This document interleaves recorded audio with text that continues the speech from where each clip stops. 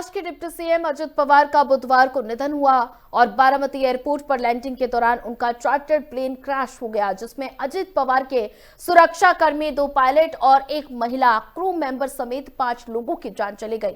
तो deputy CM के निधन के बाद महाराष्ट्र सीएम देवेंद्र फडणवीस ने 3 दिन का राजकीय शोक की घोषणा की है। तो पवार का अंतिम संस्कार अब 11 बजे उनका अंतिम संस्कार किया जाएगा। तो इसी पर हमारे साथ चर्चा के लिए राजनीतिक विशेषज्ञ जुड़ चुके हैं। तो सबसे पहले शरद नायक हमारे साथ जुड़ चुके हैं। आलोक पांडे जी, आपका एफएम न्यूज पर जुड़ने के लिए आपका स्वागत है। तो ऐसे में बात की जाए तो कल 8:45 पर विमान क्रैश हुआ, जिसमें डिप्टी सीएम अजित पवार का निधन हो गया। तो ऐसे में अगर बात की जाए तो माहौल पूरी तरह से गमज़दा नजर आ रहा है और करीब 1 घंटे बाद उनका अंतिम संस्कार किया जाएगा। क्या कहेंगे शरद जी? हाँ जी, हाँ, तो पूरी स्टेट ऑफ ऑनर देकर के उनको एक किया जाएगा जी। पूरा महाराष्ट्र शोक व्यक्त कर रहा है, क्योंकि उनकी महाराष्ट्र जितना भी वोटर्स है या फॉलोअर्स है, ऐसा नहीं कि एक ही पार्टी के फॉलोअर्स है, ऐसा नहीं था। उसको सभी पार्टी वाले चाहते थे, क्योंकि वो काम सब पार्टियों का करता था हमेशा, और फैमिली की तरह टचिंग रखता था लोगों से, कार्यकर्ता से। जिसका कार्यकर्ता प्रतिभावंत है उसको आगे लाने का भी कोशिश करता था, लीडर्स को तैयार करता था, उनको बड़े बड़े पोस्ट से सम्मानित करते थे, और डेवलपमेंट जो भी मतलब डेवलपमेंट स्टेट लेवल पे करना वो करते थे। तो उस हिसाब से उनको अच्छा प्रामुख्यता मिलता ही था उसको। वैसे भी इलेक्शन वो हारे जीते, लेकिन खुद व्यक्तित्व अजित पवार जो था वो सबका मतलब ये था, लाड़का था। इसीलिए सभी लोग उनको लाड़का दादा बोलते थे। हाँ, दादा के नाम से उनको पुरस्कृत करते थे सब लोग जी। तो आलोक पांडे भी हमारे साथ जुड़े हुए हैं। आलोक जी, बात की जाए तो बारामती का बेटा अपने पीछे यादें छोड़ गया है, माहौल पूरी तरह से गमज़दा नजर आ रहा है और करीब 1 घंटे बाद उनका अंतिम संस्कार हो जाएगा। क्या कहेंगे? अनम्यूट कर लीजिए अपने आप को जी। बहुत ही दुखदपूर्ण क्षति है किसी व्यक्ति का। असमय निधन बहुत दुखद होता है, और वो अगर व्यक्ति एक नायक हो, एक राजनेता हो, डिप्टी सीएम हो, तो उसका जाना एक हानि तो पहुंचाता है। जब भी जननायक की मृत्यु होती है दुखद ही होता है, और अजीत दादा की मृत्यु भी दुखद ही है। लेकिन प्रश्न उठता है कि ये घटनाएं क्यों होती है, ये भी जानना है कि ऐसा किस कारण से हुआ। क्योंकि जो दुर्घटनाएं होती है वो एक अमूल्य जीवन को नष्ट कर देती है। लैंडिंग के समय में से क्या प्रॉब्लम आई थी, ये भी जानना बहुत जरूरी है। एक तकनीकी खामी थी, या जैसा कि अभी कुछ लोग कहते हैं कि क्या कोई षड्यंत्र था। हालांकि मुझे षड्यंत्र की कोई बू नहीं आती, लेकिन सरकार को जांच करा करके कम से कम ये दुर्घटना क्यों हुई इसकी जानकारी जरूर सामने आना चाहिए, जिससे कि आगे किसी का जीवन उस तरह की घटना से न जाए। मैडम, कोई डिस्टर्बेंस आ रहा है, कोई म्यूजिक बज रहा है?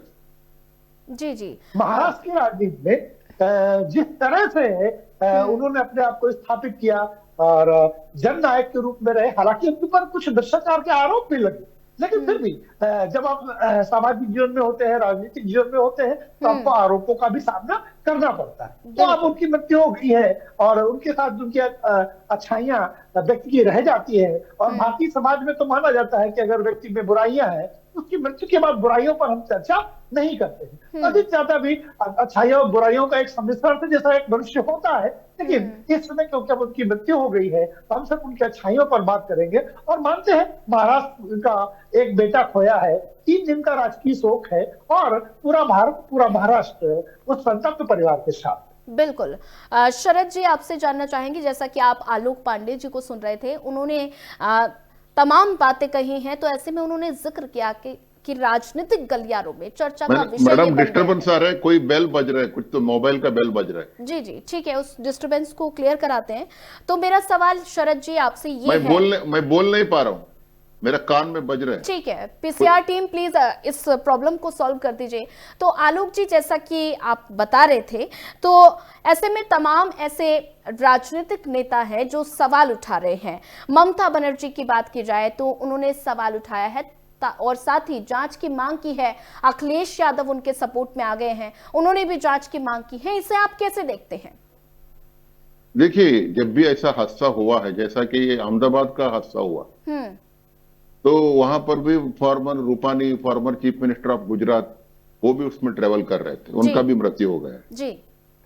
और जैसा अभी अजित पवार जी, एक मतलब ऐसा राजनीतिक व्यक्ति जो वीआईपी पर्सन का जब ऐसा डेथ हो जाता है, तो पॉलिटिक्स में कहीं ना कहीं ये सोचा जाता है। ये आम जनमानस भी, अभी आपको इसमें भी अजित पवार जी का, इसमें आपको उनका जो फॉलोअर्स है, उनका पार्टी वर्कर्स है और बाकी का जो भी मतलब पब्लिक है, उनको आपको सरकार को क्लियरेंस देना पड़ेगा, उसका इन्वेस्टिगेशन करना पड़ेगा।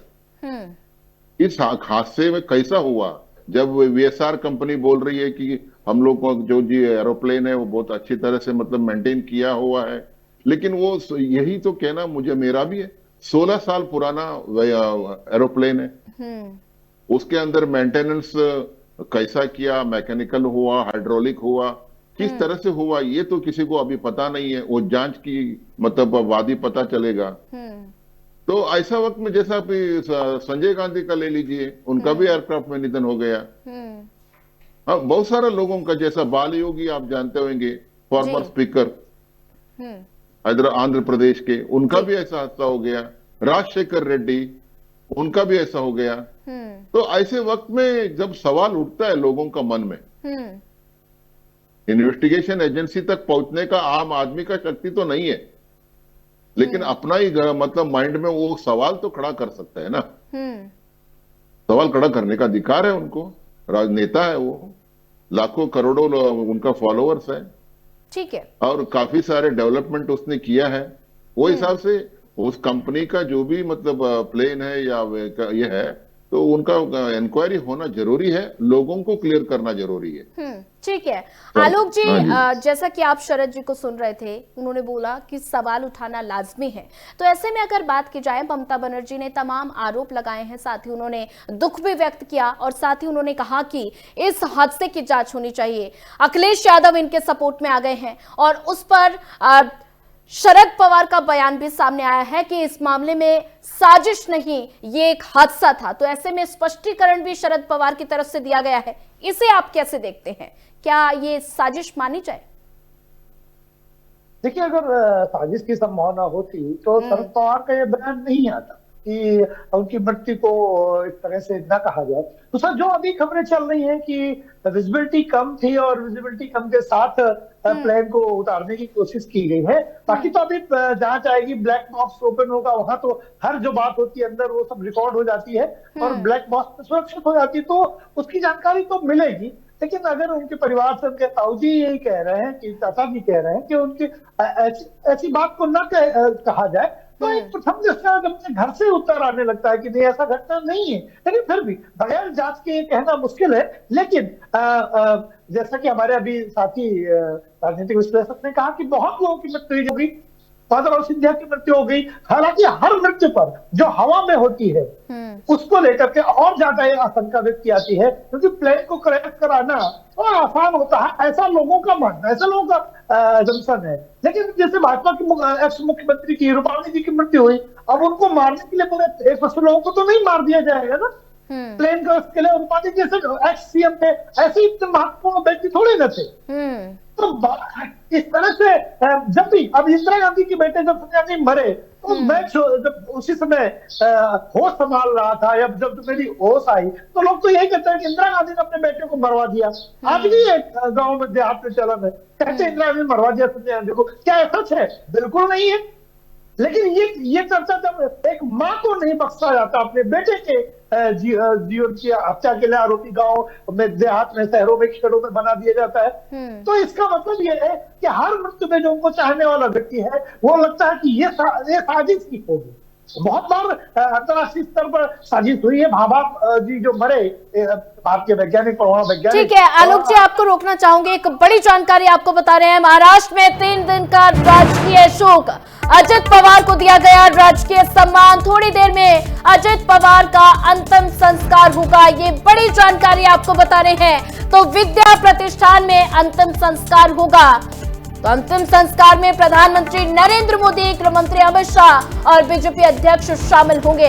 ये बड़ा अपडेट आपको बता रहे हैं। सीएम फडणवीस, एकनाथ शिंदे भी शामिल होंगे, ये बड़ी जानकारी। महाराष्ट्र में 3 दिन का राजकीय शोक, अजित पवार को दिया गया राजकीय सम्मान। तो शरद जी, आपके पास मैं आना चाहूंगी। तो 3 दिन के राजकीय शोक का ऐलान कर दिया गया है, तो ऐसे में अजित पवार का महाराष्ट्र की राजनीति में ना होना क्या मायने? शरद देखिए, हाँ, इससे ये उत्तर देने से पहले मैं शरद पवार जी का स्टेटमेंट पे एक बात करूंगा जी, क्योंकि शरद पवार जी बहुत बड़ा कद्दा और नेशनल लीडर है और पब्लिक यानी कि जो भी लोग हैं महाराष्ट्र के ऑलरेडी क्रोधित है, दुख है उनके अंदर। अगर वो किधर भी छोटा सा भी अगर लफ्ज कह देते नेगेटिव तो लोग और क्रोधित हो सकते हैं, कुछ भी घटना घट सकती है। तो इसीलिए उन्होंने ये, हालांकि उनके मन में भी होगा कि इसकी इन्वेस्टिगेशन होना चाहिए, क्या सच है क्या झूठ है सामने आना चाहिए, लेकिन वो परिस्थिति को, हालात को देखते हुए उन्होंने एज ए नेशनल लीडर उन्होंने ये स्टेटमेंट किया, बिल्कुल सही किया लोगों का। और बाकी उनका जो राजनीतिक, उनको जो भी मतलब खद हासिल है अजित पवार जी को, पूरा चाचा का तरफ से ही है। पहले वो 10 बार एमएलए चुन के आए, उसके बाद 6 बार के डेप्यूटी सीएम रहे, बिल्कुल। और खास करके वो फाइनेंस मिनिस्ट्री में पारंगत हासिल किया था। जब भी वो डीसीएम बने, मंत्री बने, फाइनेंस मिनिस्टर बने, क्योंकि उनको पता था फाइनेंस के बिना कोई भी काम नहीं चल सकता, इसलिए होम मिनिस्ट्री हो, बाकी कोई भी कैबिनेट का मंत्री हो, स्वीकार करते नहीं थे। सारे के सारे कंट्रोल फाइनेंस से होता है, पैसे के बिना काम नहीं चलता, उनको पता था और अनुभवी थे, उनको पता था कैसा करना, पैसा मैनेज करना। तो वो हिसाब से उनको राष्ट्रीय इसमें भी सपोर्ट मिलना चाहिए, मुझे ऐसा लगता है। अभी स्टेट लेवल का उनको 3 का शोक दिन एक डिक्लेयर किया है, राष्ट्रीय में भी होना चाहिए, मैं समझता हूं, क्योंकि कद्दावर लीडर है, उन्होंने लीडरशिप तैयार किया है। जब भी उनका चाचा के साथ में अनबन हुई थी या क्या, लोग छोड़ के वापस उनका खुद का पार्टी बनाए थे, उनका जो चाचा की जो सिंबल है घड़ी उन्होंने लिया था, तभी भी लोगों ने मन स्वच्छा से आया, पब्लिक में ज्यादा कुछ फर्क नहीं पड़ा। और अभी रिसेंटली आपको पता है पुणे का जो भी मतलब नगर पालिका या स्थानीय इलेक्शन था, उसमें चाचा भतीजा एक ही होके लड़े थे। ठीक है, तो ऐसा। हाँ जी, आलोक जी, जैसा कि आप शरद जी को सुन रहे थे, उन्होंने जिक्र किया कि चाचा भतीजा एक साथ आए, तो क्या दोनों एनसीपी का अब विलय होगा? सुनीता जी, ये तो आने वाला वक्त बताएगा, लेकिन इसकी संभावना ज्यादा है, क्योंकि अब अजित पवार के बाद उस पार्टी को कौन संभालेगा, और उस तरह की लीडरशिप तो अभी तैयार नहीं कर पाए थे। नहीं, अभी उन्होंने अपनी पार्टी का निर्माण किया था अपने चाचा से अलग हटकर। लेकिन प्रश्न उठता है कि अब अजित पवार एक डिप्टी सीएम थे, महाराष्ट्र के कद्दावर नेता, लेकिन राष्ट्रीय लेवल पे अब भारत में शोक मनाया जाए, मुझे लगता है ये फिर व्यक्तिगत रूप से जो उनको पसंद करते हैं उनकी इच्छा जरूर होगी।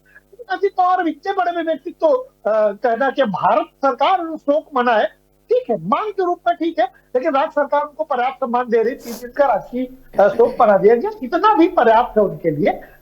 ऐसा नहीं है कि उनका कोई अपमान किया जा रहा है, इतना सम्मान भी पर्याप्त है। दूसरी बात, शरद पवार बहुत बड़े राष्ट्रीय नेता है। अब चुनाव की राजनीति में तो इतने बड़े राष्ट्रीय नेता शरद पवार है नहीं। मैं अपना मानता हूं कि शरद पवार हमेशा एक बेहतरीन मैनेजर जरूर रहे हैं, वो चीजों को बड़ा करके दिखाने में माहिर रहे हैं। कभी महाराष्ट्र की नंबर 1 पार्टी भी शायद मेरी जानकारी में वो नहीं बन पाए। एक पर्टिकुलर क्षेत्र के नेता है शरद पवार जी, और वहीं तक उनका एक वर्चस्व है। भारतीय राजनीति में अतिक्रम लगाने में माहिर नेता जरूर माने आते हैं, लेकिन अब आज ये सब पर चर्चा का समय नहीं है इस तरह की बात करने का।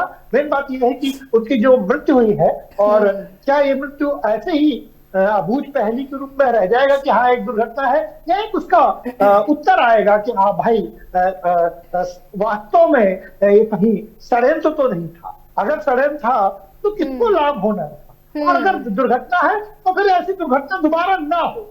क्योंकि हम कभी भी अपने जननायक, बड़ी मुश्किल से एक सामान्य व्यक्ति से जननायक बनता है। कोई भी व्यक्ति जो जननायक है उसका ऐसे असमय चले जाना एक शून्य, एक वैक्यूम क्रिएट कर देता है। हमने कितने अपने लीडर्स खो दिए, उसमें जयप्रकाश सिंधिया के फादर भी हैं, उसमें संजय गांधी भी है। देखिए, व्यक्तिगत हम उनके व्यक्तित्व की बुराई कर सकते हैं, संजय गांधी में 10 कमियां थी, लेकिन इसका मतलब ये थोड़ा ना कि उन्हें दुर्घटना में उनकी मृत्यु हो जाए।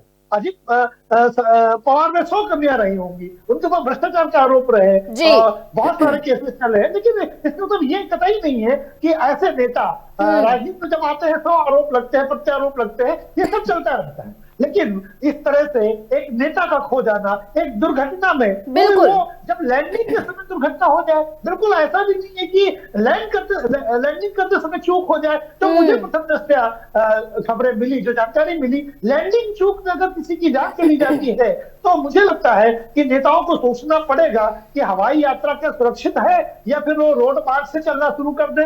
इस तरह से हर 2-4 सालों में हमारा एक प्रिय नेता खो जाता है तो हवाई सुरक्षा को लेकर के हर बार प्रश्न उठना स्वाभाविक हो जाता है। बिल्कुल शरद जी, जैसा कि आपने आलोक जी को सुना तो उन्होंने तमाम तरह की बातें अपनी रखी। तो ऐसे में अगर बात की जाए, पवार परिवार के लिए बेहद ही गमज़दा माहौल है, बेहद ही दुख का क्षण है। लेकिन अगर बात की जाए राजनीति की, तो क्या पवार परिवार में से ही अगला जो नेतृत्व है, जो डिप्टी सीएम है, वो पवार परिवार से ही बन सकता है? बात की जाए उनके धर्मपत्नी जो राज्यसभा में सांसद है, तो उनकी धर्मपत्नी का अच्छा खासा बैकग्राउंड है, सुनेत्रा जी। पार्टी की कमान क्या वो संभाल पाएंगी? क्या लग रहा है कि वो ले सकती है? देखिए, आज का दिन बहुत जल्द होगा और ऐसे दुखद घड़ी में हम लोग पोस्ट या डेप्यूटी सीएम का बात करना बिल्कुल शायद मानसिक रूप से शायद सही नहीं रहेगा। लेकिन फिर भी इसके बावजूद मैं कहना चाहता हूं, ठीक है, पांडे जी ने बोले शरद पवार जी अभी इतना मतलब ये बड़े लीडर नहीं रहे या कुछ मतलब मैनेज नहीं कर पाएंगे, भी उनका उम्र भी हो गया। लेकिन इस वक्त डेप्यूटी सीएम बनाना एनसीपी के पास नहीं है, मुझे ऐसा लगता है, क्योंकि ये सारा तालमेल जो है बीजेपी के पास है। अच्छा, क्योंकि एक सपोर्टिंग पार्टी है एनसीपी, जैसे शिंदे सपोर्ट में वैसे अपना अजित पवार जी सपोर्ट में थे। तो इस वक्त पॉलिटिकल ट्विस्ट क्या होगा क्या नहीं होगा, इनका अंत्य कार्यक्रम वगैरह पूरा होने के बाद 10-12 दिन के बाद शायद धीरे धीरे तूल पकड़ेगी, न्यूज आएगी, लोग बात करेंगे, पार्टी में सवाल उठेगी, शरद पवार जी को क्या जवाबदारी मिलता है, या सुप्रिया पवार को ये जवाबदारी मिलता है, या सुनेत्रा पवार को ये मतलब डीसीएम का पोस्ट लेने का अधिकार कौन देगा, ऐसा हिसाब किताब होगा एक्चुअली देखा जाएगा। तो मेरा तो इतना ही कहना है, इस वक्त it is very early stage actually, कुछ नहीं बोल सकता है। और बाकी रहा अजित पवार जी का भ्रष्टाचार का आरोप था, तभी 4 दिन के भ्रष्टाचार का आरोप तो पीएम साहब ने खुद किया था, प्रधानमंत्री ने। 4 दिन के बाद उसी अजित पवार को डेप्यूटी चीफ मिनिस्टर बनाया गया। तो ये महारत तो अजित पवार को ही हासिल हो सकती है। ठीक है। हाँ जी। आलोक जी क्या कहेंगे? जैसा कि आपने शरद जी को सुना, उन्होंने कहा कि अभी कमान बीजेपी के हाथ में है, तो पार्टी की लीडरशिप को लेकर बीजेपी की कितनी अहम भूमिका नजर आ रही है? देखिए, बिल्कुल सही कहा हमारे बड़े भाई ने कि समझौता तो एनसीपी का, वो अजित पवार का गुट और बीजेपी के बीच में है। अब दोनों वही तय करेंगे। देखेंगे भारतीय जनता पार्टी इसको लेकर के क्या रणनीति अपनाती रहेगी। बात भ्रष्टाचार की, आरोप लगाने की, तो राजनीति में बहुत बार आरोप सत्य भी होते हैं, बहुत बार असत्य भी होते हैं, उसमें एक लंबी बहस हो सकती है। लेकिन भारत की राजनीति में भ्रष्टाचार ना हो या भ्रष्टाचारी ना हो और उनको सत्ता की मलाई ना मिलती हो, ऐसा भी नहीं है। बहुत बार समय की परिस्थितियां ऐसी होती हैं, कांटे से कांटा निकाला जाता है। फिर भी आज हम अजित पवार के भ्रष्टाचार पर बात करने का समय नहीं है, क्योंकि हमने कहा ना कि मृत्यु के बाद अच्छाइयां रह जाती हैं, हम कमियां मानते हैं कि उस व्यक्ति के साथ चली गई। तो नेताओं में भ्रष्टाचार भारत में तो बहुत सामान्य है, और जिस नेता के ऊपर ढंग से उंगली रख दी जाए उसके अंदर भ्रष्टाचार की लगभग, मैं तो कहता हूँ 10 में से 8 नेता, 80% भारत के 70% नेताओं को ढंग से अगर उंगली रख दी जाए, ढंग से, निष्पक्ष, तो हो सकता है कि वो या उससे जुड़े लोग भ्रष्टाचारी निकल आए। चाणक्य एक बात कहते थे कि जो रेवेन्यू ऑफिसर्स होते हैं, राजस्व संभालने वाले लोग होते हैं, चाणक्य कहेंगे, मैं नहीं कह रहा, वो जल में पड़ी उस मछली की तरह है कि मछली कब पानी पीती है पता ही नहीं चलता, कब भ्रष्टाचार कर लेंगे पता ही नहीं चलेगा। तो भ्रष्टाचार का आरोप जब लगता है, भारत के प्रधानमंत्री जब आरोप लगाते हैं, तो ऐसा नहीं कि उसमें कुछ सत्ता नहीं रही होगी, वो राजनीतिक मजबूरियां रहती है सत्ता बनाने के लिए, वो दूसरी चीजें हैं। लेकिन फिर भी आज वो उचित समय नहीं है, उनका भ्रष्टाचार अब उनके साथ चला गया, उनके आरोप, भ्रष्टाचार के आरोप उनके साथ चले गए, उनकी अच्छाइयां रह गई, वो अच्छे लीडर हैं, उन्होंने महाराष्ट्र के डेवलपमेंट के लिए काम किया, उन्होंने अपने चाचा को पटकनी दी, ये शरद पवार को पटकनी देने वाला बंदा भी उनके घर से ही निकला, ये उनकी सबसे बड़ी महारत थी। मैं मानता हूं कि शरद पवार को अगर कोई पटकनी दे सका तो उनके भतीजे ने दिया, राजनीतिक वर्चस्व के लिए, वो अपने नियमों के लिए, अपने उसूलों के लिए, अपनी महत्वाकांक्षा के लिए उन्होंने फिर किसी को बख्शा नहीं। ये भी एक राजनीतिक सच्चाई है और ये राजनीति तो चलती रहेगी। मेरा जो मूल प्रश्न वो यही है कि ये लैंडिंग के समय में दुर्घटना कैसे हुई, इसका जवाब जितनी जल्दी मिल जाए उतना अच्छा है। मेरे लिए ये प्रश्न ज्यादा महत्वपूर्ण है और उनकी कमियां और अच्छाइयां तो एक सिक्के के दो पहलू हमेशा।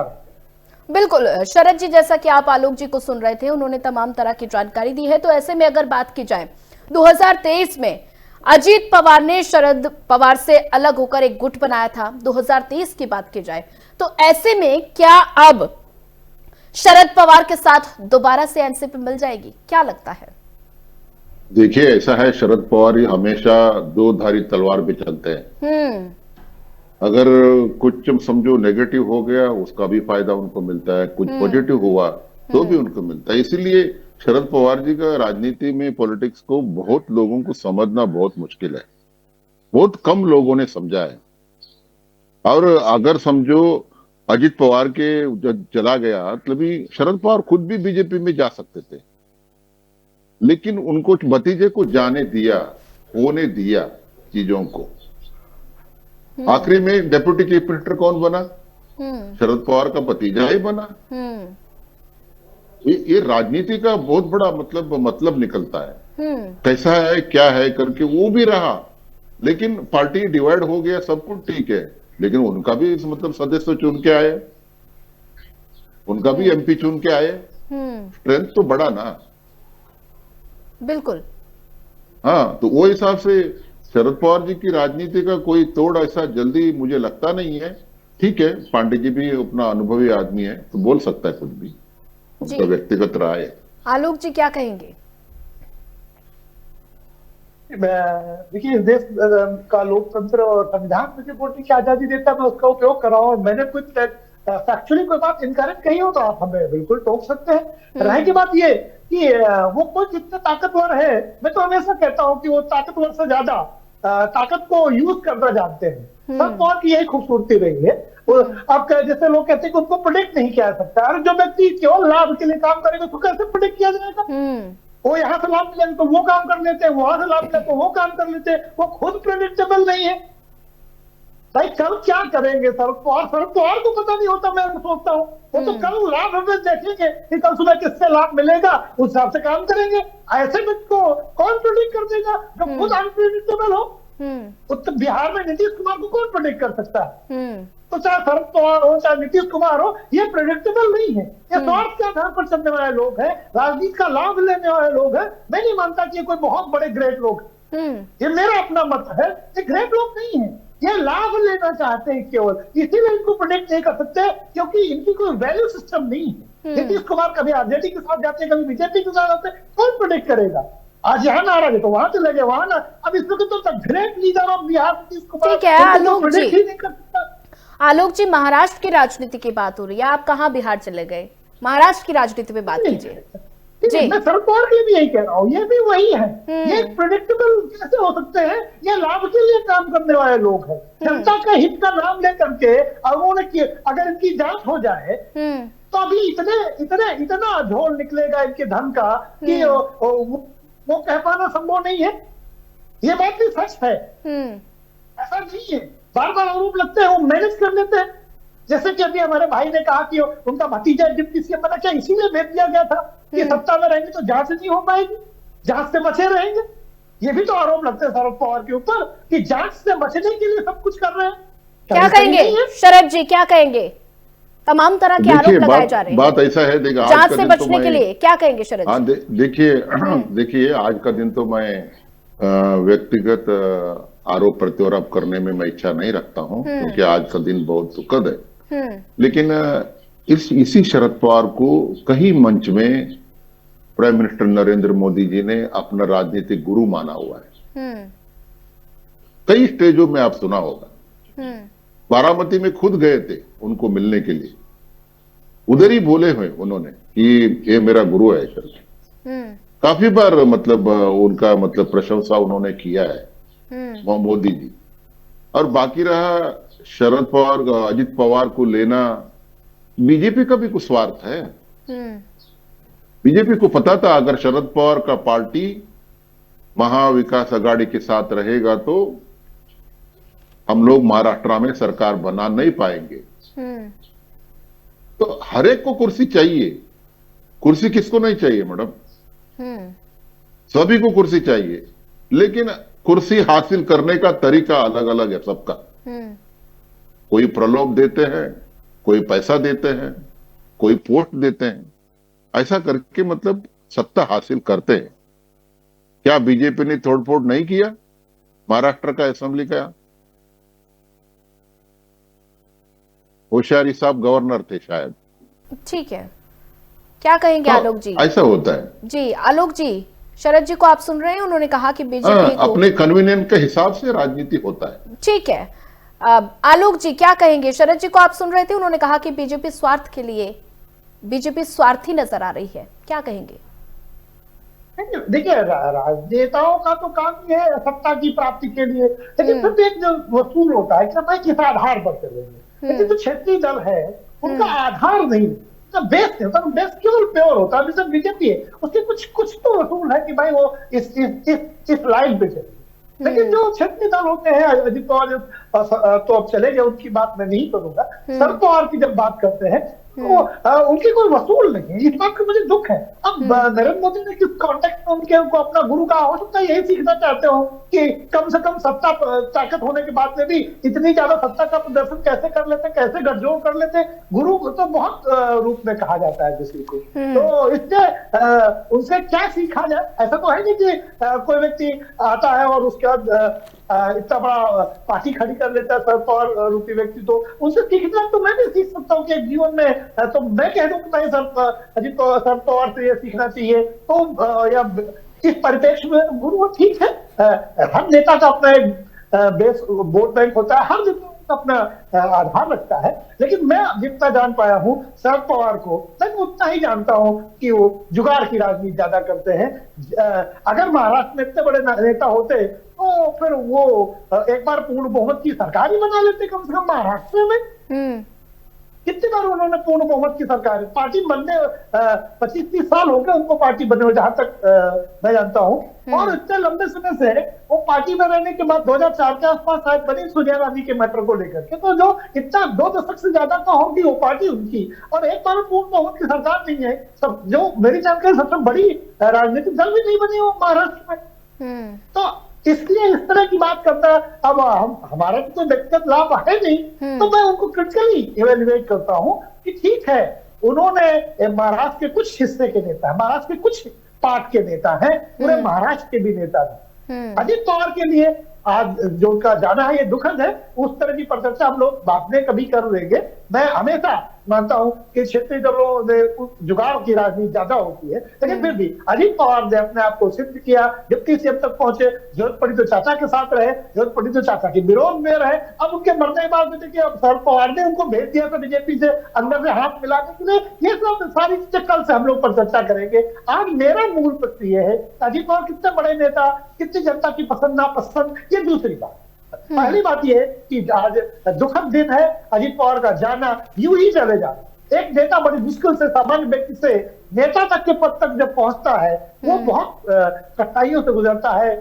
लीडर बनने के लिए बहुत उसे रगड़ खानी पड़ती, तब जाकर एक नेतृत्व उभरता है। उनके ज्ञान से महाराष्ट्र को, उनकी शक्ति से महाराष्ट्र को आगे बढ़ाने में जो लाभ हो सकता था वो तो हमने खो दिया है। तो ऐसे नायक असमय मृत्यु के करीब न पहुंचे, असमय उनका निधन न हो, इसके लिए क्या किया जा सकता है? अगर एक डिप्टी सीएम का प्लेन क्रैश हो सकता है तो एक सामान्य व्यक्ति प्लेन में कैसे सुरक्षित है?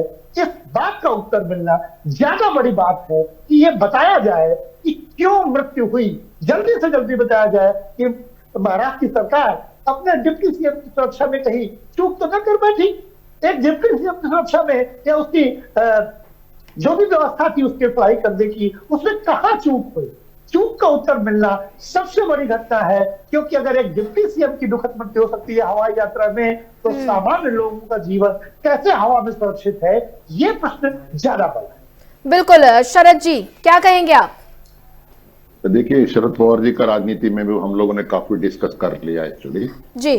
मुझे लगता है तो आज का दिन हम यही पर रहते हैं कि अजित पवार जी का ऊपर रहते हैं, मुझे लगता है। देखिए, जो भी कंपनी वीएसआर कंपनी जिसने प्लेन दिया है, उनका जब भी मतलब एरोप्लेन उड़ने के लिए उन लोग का एक सर्टिफिकेट होते है, एयर वर्दीनेस सर्टिफिकेट होती है। तो उसका अंदर कौन है, उसको इश्यू किया है, उसका मैकेनिकल चेकिंग हुआ था क्या, तो ये सब चीजों का इन्वेस्टिगेशन होना जरूरी है। ब्लैक बॉक्स के अंदर क्या उसके अंदर मिल रहा है अभी, और वो एक्चुअली सेकंड अटेम्प्ट किया था लैंडिंग करने के लिए। जब इनका भाषा में जब सेकंड मतलब लैंडिंग होती है तो लगभग उनको इमरजेंसी घोषित किया जाता है, क्योंकि फर्स्ट मतलब जो भी लैंडिंग होता है एक्यूरेट होता है, सेकंड लैंडिंग ज्यादा 99% उनका मतलब एयर मार्शल मलिक से मैंने सुना था कि मतलब एक्सपर्ट है एविएशन का, उनसे सुना था मैंने आप ही का चैनल पे कि मतलब ये जो सेकंड जो लैंडिंग होती है इमरजेंसी लैंडिंग कंसिडर किया जाता है और वो एक्यूरेट नहीं हो सकती। हाँ, क्योंकि हवा का दबाव और उनका डिस्टेंस, रनवे का डिस्टेंस अभी उसमें बहुत पुराना 1996 का ये एयरपोर्ट है, बनाया हुआ था एमआईडीसी का थ्रू बनाया हुआ है, और इसको मैनेज कर रहे थे रिलायंस ग्रुप ऑफ कंपनी ने, रिलायंस ग्रुप डेवलपमेंट कंपनी ने इसको सुना है हमने कि ये डेवलप मतलब इनका देखरेख में ये काम होता था। तो उसके अंदर एटीसी भी, एयर ट्रैफिक कंट्रोल का सिस्टम भी बराबर पूर्ति नहीं थी। एक बार फिर चर्चा पर वापस लौटते हैं। अजित पवार के निधन पर लगातार हम चर्चा कर रहे हैं। हमारे साथ स्टूडियो से अजय पत्रकार, वरिष्ठ पत्रकार हमारे साथ लगातार बने हुए हैं, वो भी जुड़ चुके हैं, और साथ ही हमारे साथ शरद नायक भी लगातार जुड़े हुए हैं। तो ऐसे में वरिष्ठ पत्रकार अजय जी, मैं आपसे ये जानना चाहूंगी, तो ऐसे में ये बड़ी क्षति कल हुई है महाराष्ट्र सरकार के लिए, ये बड़ा ही दुख पल है। तो ऐसे में बात की जाए, शरद परिवार की जिक्र किया जाए तो शरद परिवार के लिए गमहीन माहौल है और अब कुछ ही देर में उनका अंतिम संस्कार हो जाएगा, क्या कहेंगे? देखिए, देश में ये बहुत बड़ी घटना है और ख़ास तौर से शरद पवार के परिवार के लिए। शरद पवार जी अपने दम पर राजनीति में थे, परंतु अजीत पवार की वजह से भी इनका आधार बहुत मजबूत हुआ और एक बहुत बड़ी शून्यता हो गई है महाराष्ट्र में। सबसे बड़ी अजीत पवार के मामले में बात बता दें, इनको वहाँ कहा जाता था शीरेन ए महाराष्ट्र, मतलब महाराष्ट्र के शहर। इनका सबसे बड़ा नेगेटिविटी नहीं थी, किसी से कोई बुलाव नहीं था, दुराभाव नहीं था। ममता बनर्जी, अखिलेश यादव ने तमाम तरह की बातचीत कही है। उन्होंने कहा कि जांच होनी चाहिए, तो निष्पक्ष जांच की उन्होंने मांग की है। तो ऐसे में क्या इस संवेदनशील मामले पर राजनीति करना कितना सही, क्या कहेंगे? देखिए, इस वक्त इस बात को ओपनली पब्लिक के सामने बोलना बिल्कुल गलत था, क्योंकि अभी कुछ हुआ नहीं है। उनका सब फॉरेंसिक रिपोर्ट आना बाकी है, ब्लैक बॉक्स का रिपोर्ट आना बाकी है, और ऐसे ही इतना बड़ा कद्दावर नेता का मृत्यु को कोई भी सरकार ऐसे ही नहीं छोड़ सकती। उसको इंक्वायरी होगा, उसका पूरी तरह से इन्वेस्टिगेशन होगा, रिपोर्ट आने तक उसके अंदर समझो कुछ नेगेटिविटी पाया जाती है या संशयास्पद है वस्तु कुछ भी, उस वक्त अगर आप कहते हो लोगों का भी समझो कुछ मानना है कि भाई इसका कुछ उत्तर नहीं मिला, तभी आप कह सकता है राजनीतिक। अगर ऐसे वक्त में बोल के पॉलिटिकल गेन करना ऐसा दिखाई पड़ता है, कोई भी रहने दो उसके अंदर इरिस्पेक्टिव ऑफ पार्टी। और दूसरी बात, अजीत दादा का मतलब बबीता जी बहन जी कहती है, बिल्कुल सही बात है। कद्दावर नेता थे, दादा बोलेगा तो सबका दादा था, और एक पार्टी का दादा नहीं था वो। जितने भी पार्टी महाराष्ट्र में है वो सभी पार्टी का, इवन बाहर का भी, सभी पार्टी का। और वो नेशनल लीडरशिप में ही माना जाता था उनको। और चाचा का समझो आशीर्वाद से चला, ठीक है, लेकिन उन्होंने मेहनत भी किया, लोगों के बीच किया, और लोगों के बीच गए, पार्टी को बढ़ाया, लोगों का डेवलपमेंट का कोशिश किया, पार्टी नेतृत्व में वो मतलब पार्टी का लीडरशिप बढ़ाने का कोशिश किया, यंग जनरेशन को मौका देने का चांस किया, उनका लीडरशिप क्वालिटी बढ़ाया। और बाकी जब वो डांट देते थे किसी को तो समझ लेने का उसका काम होना है। हाँ, ऐसे बच्चे का वहां पड़ता है उनका हिसाब किताब। बच्चे पिताजी कैसा रहते, डांट देता है, लेकिन उसी बच्चे का काम करता है, ऐसा हिसाब किताब उनको।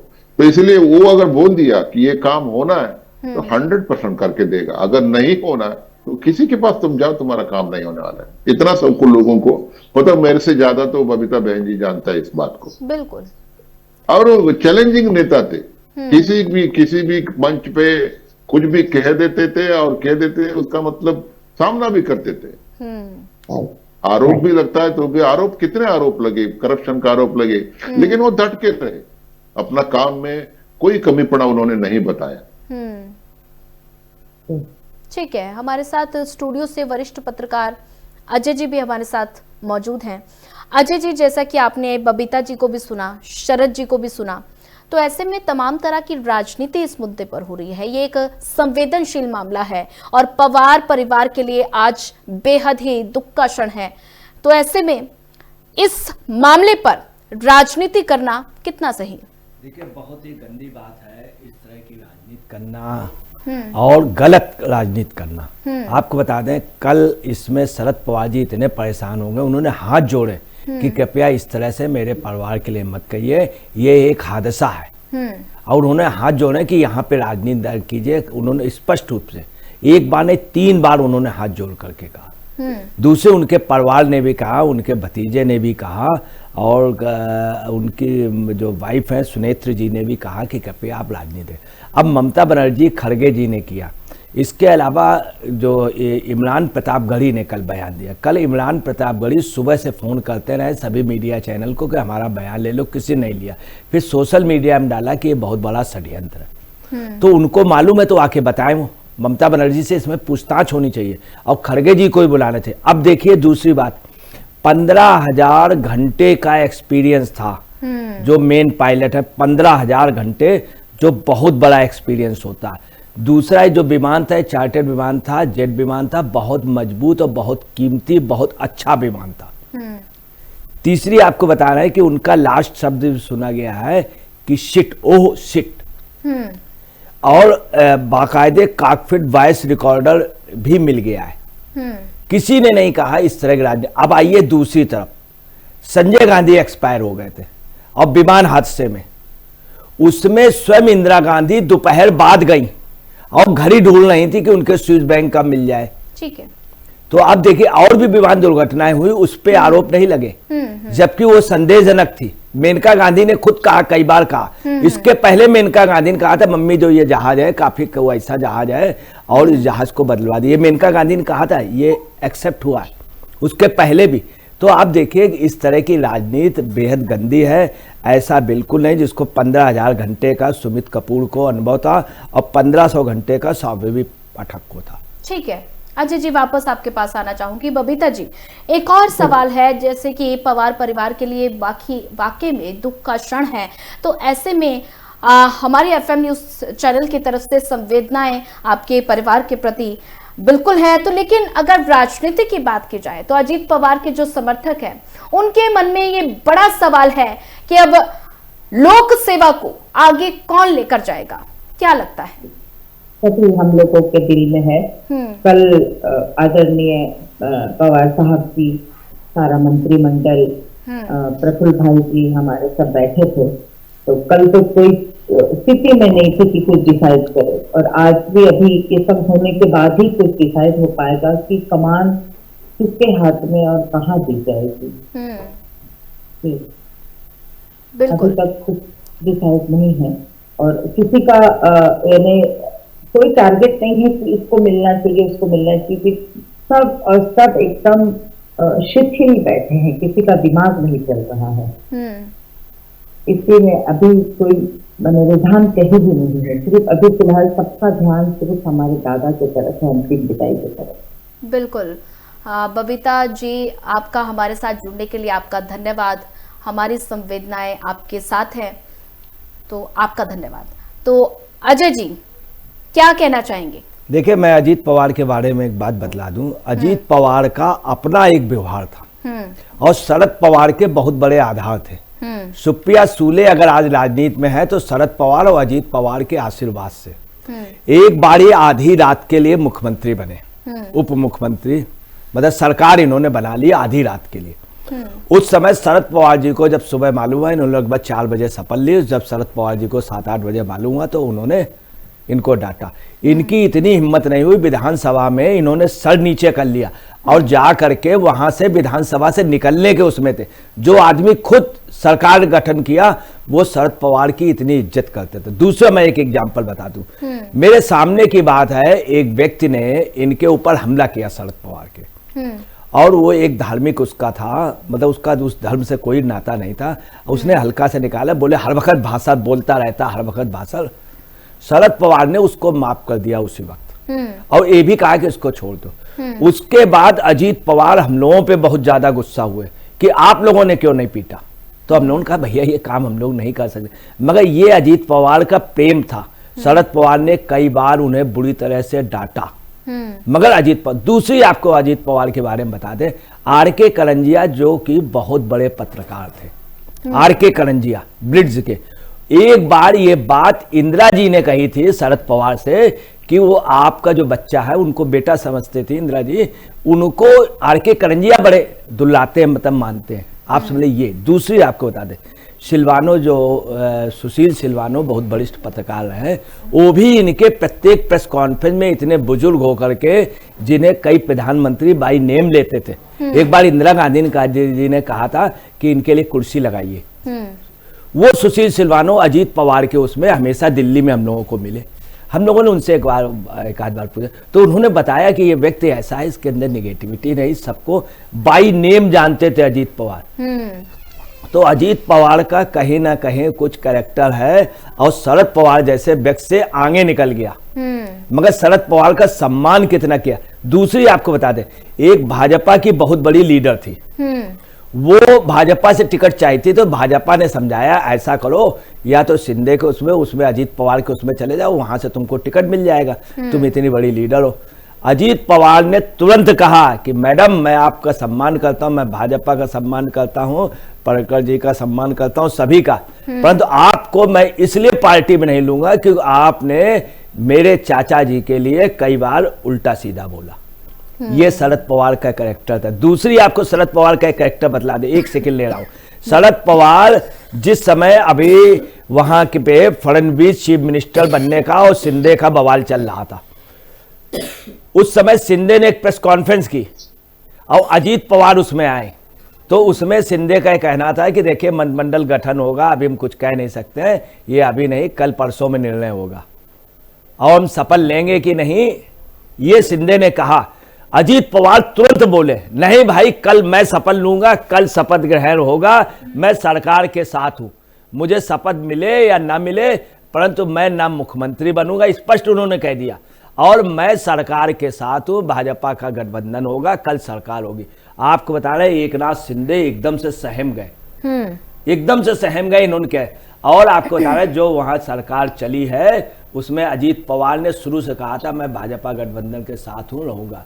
दूसरी आपको बता दें, यही नहीं इनके अजीत पवार के बारे में, अजीत पवार जब अपने गांव जाते हैं, हम इनके गांव काटेवाड़ी गए हैं, तो काटेवाड़ी जब गए हैं तो ये जब अंदर जाते हैं तो सभी बुजुर्गों के पैर छूते हैं, और सबसे बड़ी बात है इनके अगर कोई माला वगैरह डाल देता, माला नहीं पहनते, और कोई माला डालने की कोशिश करता तो ये नाराज हो जाते थे। ये बात शरद पवार में थी, इनमें बहुत ज्यादा थी। और यही वजह कि ये महाराष्ट्र का एक बहुत बड़ा लीडर, मैं आपको बता रहा हूँ सबसे ज़्यादा नुकसान शरद पवार का और सुप्रिया सुले का होगा, क्योंकि आधार इनका था, इनका शॉर्टकट था, जिता देते थे। एक बात कही जाती बारामती में कि वो जीतते थे, मोदी जी जिता देते थे बीजेपी, ऐसा नहीं है। अजीत पवार की ताकत लगती थी, अजीत पवार के खिलाफ भी थे तो चाचा के खिलाफ कभी बोले नहीं। इनके यहाँ शरद पवार की वाइफ इतना मानती थी, इनको पूछिए नहीं। तो इतने बड़े बड़े लोग अगर, और दूसरा बाबा सिद्दीकी की मैं एग्जांपल बता रहा हूँ। बाबा सिद्दीकी अभी आज से कुछ साल पहले इनकी प्रेस कॉन्फ्रेंस हुई तो हम लोग गए, हमसे बात करने लगे तो हमारा कैमरामैन और ड्राइवर हट गया कि बाबा सिद्दीकी से बात, हमारी मजबूरी, वो बात करने लगा। बाबा सिद्दीकी ने इनके बारे में बताया कि देखिए ये शख्स जो है एक कितनी इंसानियत है, और बाबा सिद्दीकी जब मरे तो उसमें सारे कई बड़े बड़े फिल्मी कलाकार हो गए, और अगर इन्होंने किसी का साथ दिया, दूसरा मुस्लिम भाजपा से जीते नहीं है, शिवसेना से नहीं जीते, इनके उसमें मुस्लिम जीते अजीत पवार के, इसका मतलब वो हिंदुओं का भी लीडर थे, मुस्लिम के लीडर थे, और खास तौर से मराठी के अलावा गैर मराठी। तीसरी आपको सबसे बड़ी बात बता दें, वहां पे महाराष्ट्र में परप्रांतीय सेना है दूसरे प्रांतों की, उन लोगों ने संगठन बनाया, उसके कुछ लोगों को सजा हुई मुकदमा था, वो लोग अजीत पवार के पास गए, बोले कौन लोग हैं, बोले साहब मुकदमा हम आपकी पार्टी के कुछ आपके कार्यकर्ता। उन्होंने तुरंत बुलाया, बोले अब क्या चाहते हो, इन लोगों को जेल भी हो गई है, इन्होंने उस समय ये ऐसा किया, मारपीट की, अब क्या चाहते हो, तुरंत खत्म करो। उन्होंने मुकदमा वापस कराया, और उन लोगों का उसमें एक बुजुर्ग थे, उनके पैर छुए और ये कहा कि आप जेल हो गई थी, मुझे नहीं मालूम था, आप अगर मुझे पहले बता देते। यही नहीं, उसके बाद उन बुजुर्ग को जो पलायन यूपी करने जा रहे थे आजमगढ़, उनको अपने यहाँ शरण दी रहने के लिए, और उनके एक भाई को यहाँ इनका जो कार्यालय उसमें, ठीक है, ये है अजीत पवार। ठीक है शरद जी, आपने अजय जी को सुना, उन्होंने तमाम तरह की बातें बताई, अपना एक अनुभव भी साझा किया। तो ऐसे में अजीत पवार के बारे में उन्होंने चर्चा की है कि अजीत पवार ने शरद पवार का हमेशा से साथ दिया है, अपने चाचा का साथ दिया है। तो ऐसे में अजीत पवार का अब ना होना, क्या पार्टी बिखर जाएगी? देखिए, जैसे कि अजय साहब ने बताया, ये सारे ज्यादा करके सभी चीजें सही बोला। पहली बात तो यह है कि अजित पवार जी कभी जाति पाति धर्म की राजनीति कभी भी नहीं की। इतने मतलब साल हो गए उनके पॉलिटिक्स में, कभी भी धर्म की राजनीति या जाति की राजनीति उन्होंने किया नहीं। सभी को एक ही नजर से देखते थे। ज्यादा करके मैं बोलता हूं आपको, उनका जो कार्यकर्ता में मुंबई में सब देखेगा तो वो परप्रांतीय ज्यादा है, उनके कार्यकर्ता एनसीपी के जी काफी लोग हैं, यूपी से है, बिहार से है, एमपी से है, बहुत लोग हैं उनका कार्यकर्ता। तो इससे पता चलता है कि लीडरशिप का क्वालिटी क्या है। और उनके पास एक गुण ऐसा था कि वक्त को नजाकत को देखते थे, वक्त को नजाकत को देखे। जैसा अजय भाई ने बोला कि देखो शिंदे का प्रेस कॉन्फ्रेंस में आके बोल दिया उन्होंने कि ऐसा है, क्योंकि उधर देवेंद्र फडणवीस को उनको सीएम बनाना था जी। तो वो मतलब उनका और उनका मतलब केमिस्ट्री अच्छा था। देवेंद्र फडणवीस का और अजय भाई भी जानते होंगे, और अजीत दादा का मतलब केमिस्ट्री बहुत अच्छे थे, उनकी दोस्ती थी। ये जो अर्धरात्रि की जो बात चल रही थी, तो वो बात इसीलिए हुआ था जो उन्होंने शपथ विधि किया था 5 बजे। हाँ, तो इसी कारण था, उनका दोस्ती के हिसाब से उन्होंने होने दिया उनको चीफ मिनिस्टर, और खुद डेप्यूटी चीफ मिनिस्टर बने थे। तो ठीक है, जैसा कि चाचा ने बोला उसके बाद वो वापस ले लिया, वो अलग बात है। तो इस तरह मतलब लोगों का कार्य करने में वो कभी उन्होंने सोचा नहीं है, लेकिन डेवलपमेंट की तरफ हमेशा उनका ध्यान रहा। एडवांसमेंट, कुछ नया कर दिखाना लोगों को, और लोगों को जुटाने में उनको कुछ बोलना जरूरत नहीं पड़ता था, खाली खबर ही काफी थी। बिल्कुल बिल्कुल, जैसा कि शरद आप अजय जी आप सुन रहे थे शरद जी को, उन्होंने कहा कि उनका राजनीतिक करियर बहुत ज्यादा शानदार रहा है। तो ऐसे में 40 साल का राजनीतिक सफर अपने आप में एक बहुत महत्वपूर्ण बात हो जाती है। तो 6 बार उप मुख्यमंत्री रहे, 8 बार के विधायक रहे, तो वित्त मंत्रालय 11 बार उन्होंने बजट पेश किया है। तो राजनीतिक सफर की बात की जाए तो अपने आप में एक बड़ा ही महत्वपूर्ण है ये। देखिए, मैं आपको बता दूं कि अजीत पवार अगर देखा जाए तो बाल ठाकरे के बाद पूरे महाराष्ट्र में हर जिले के नेता थे, उनके लोग थे। अभी भी इवन भाजपा के भी पूरे जिले में ऐसा नहीं जबरदस्त हो, एक अजीत पवार का अपना एक आधार था, इनके व्यक्तिगत लोग थे, किसी लीडर के व्यक्तिगत लोग नहीं है बाल ठाकरे के बाद, इवन शरद पवार। दूसरी आपको मैं बहुत छोटी बात बताऊं, मुझे एक चीज याद आई, इंदिरा गांधी ने शरद पवार के खिलाफ मुहिम चलाई और शरद पवार जीते, चूंकि अजीत पवार जब छात्र थे तब लगे थे। राजीव गांधी खिलाफ हुए, शरद पवार का कुछ भी नहीं कर पाए चूंकि अजीत पवार लगे थे।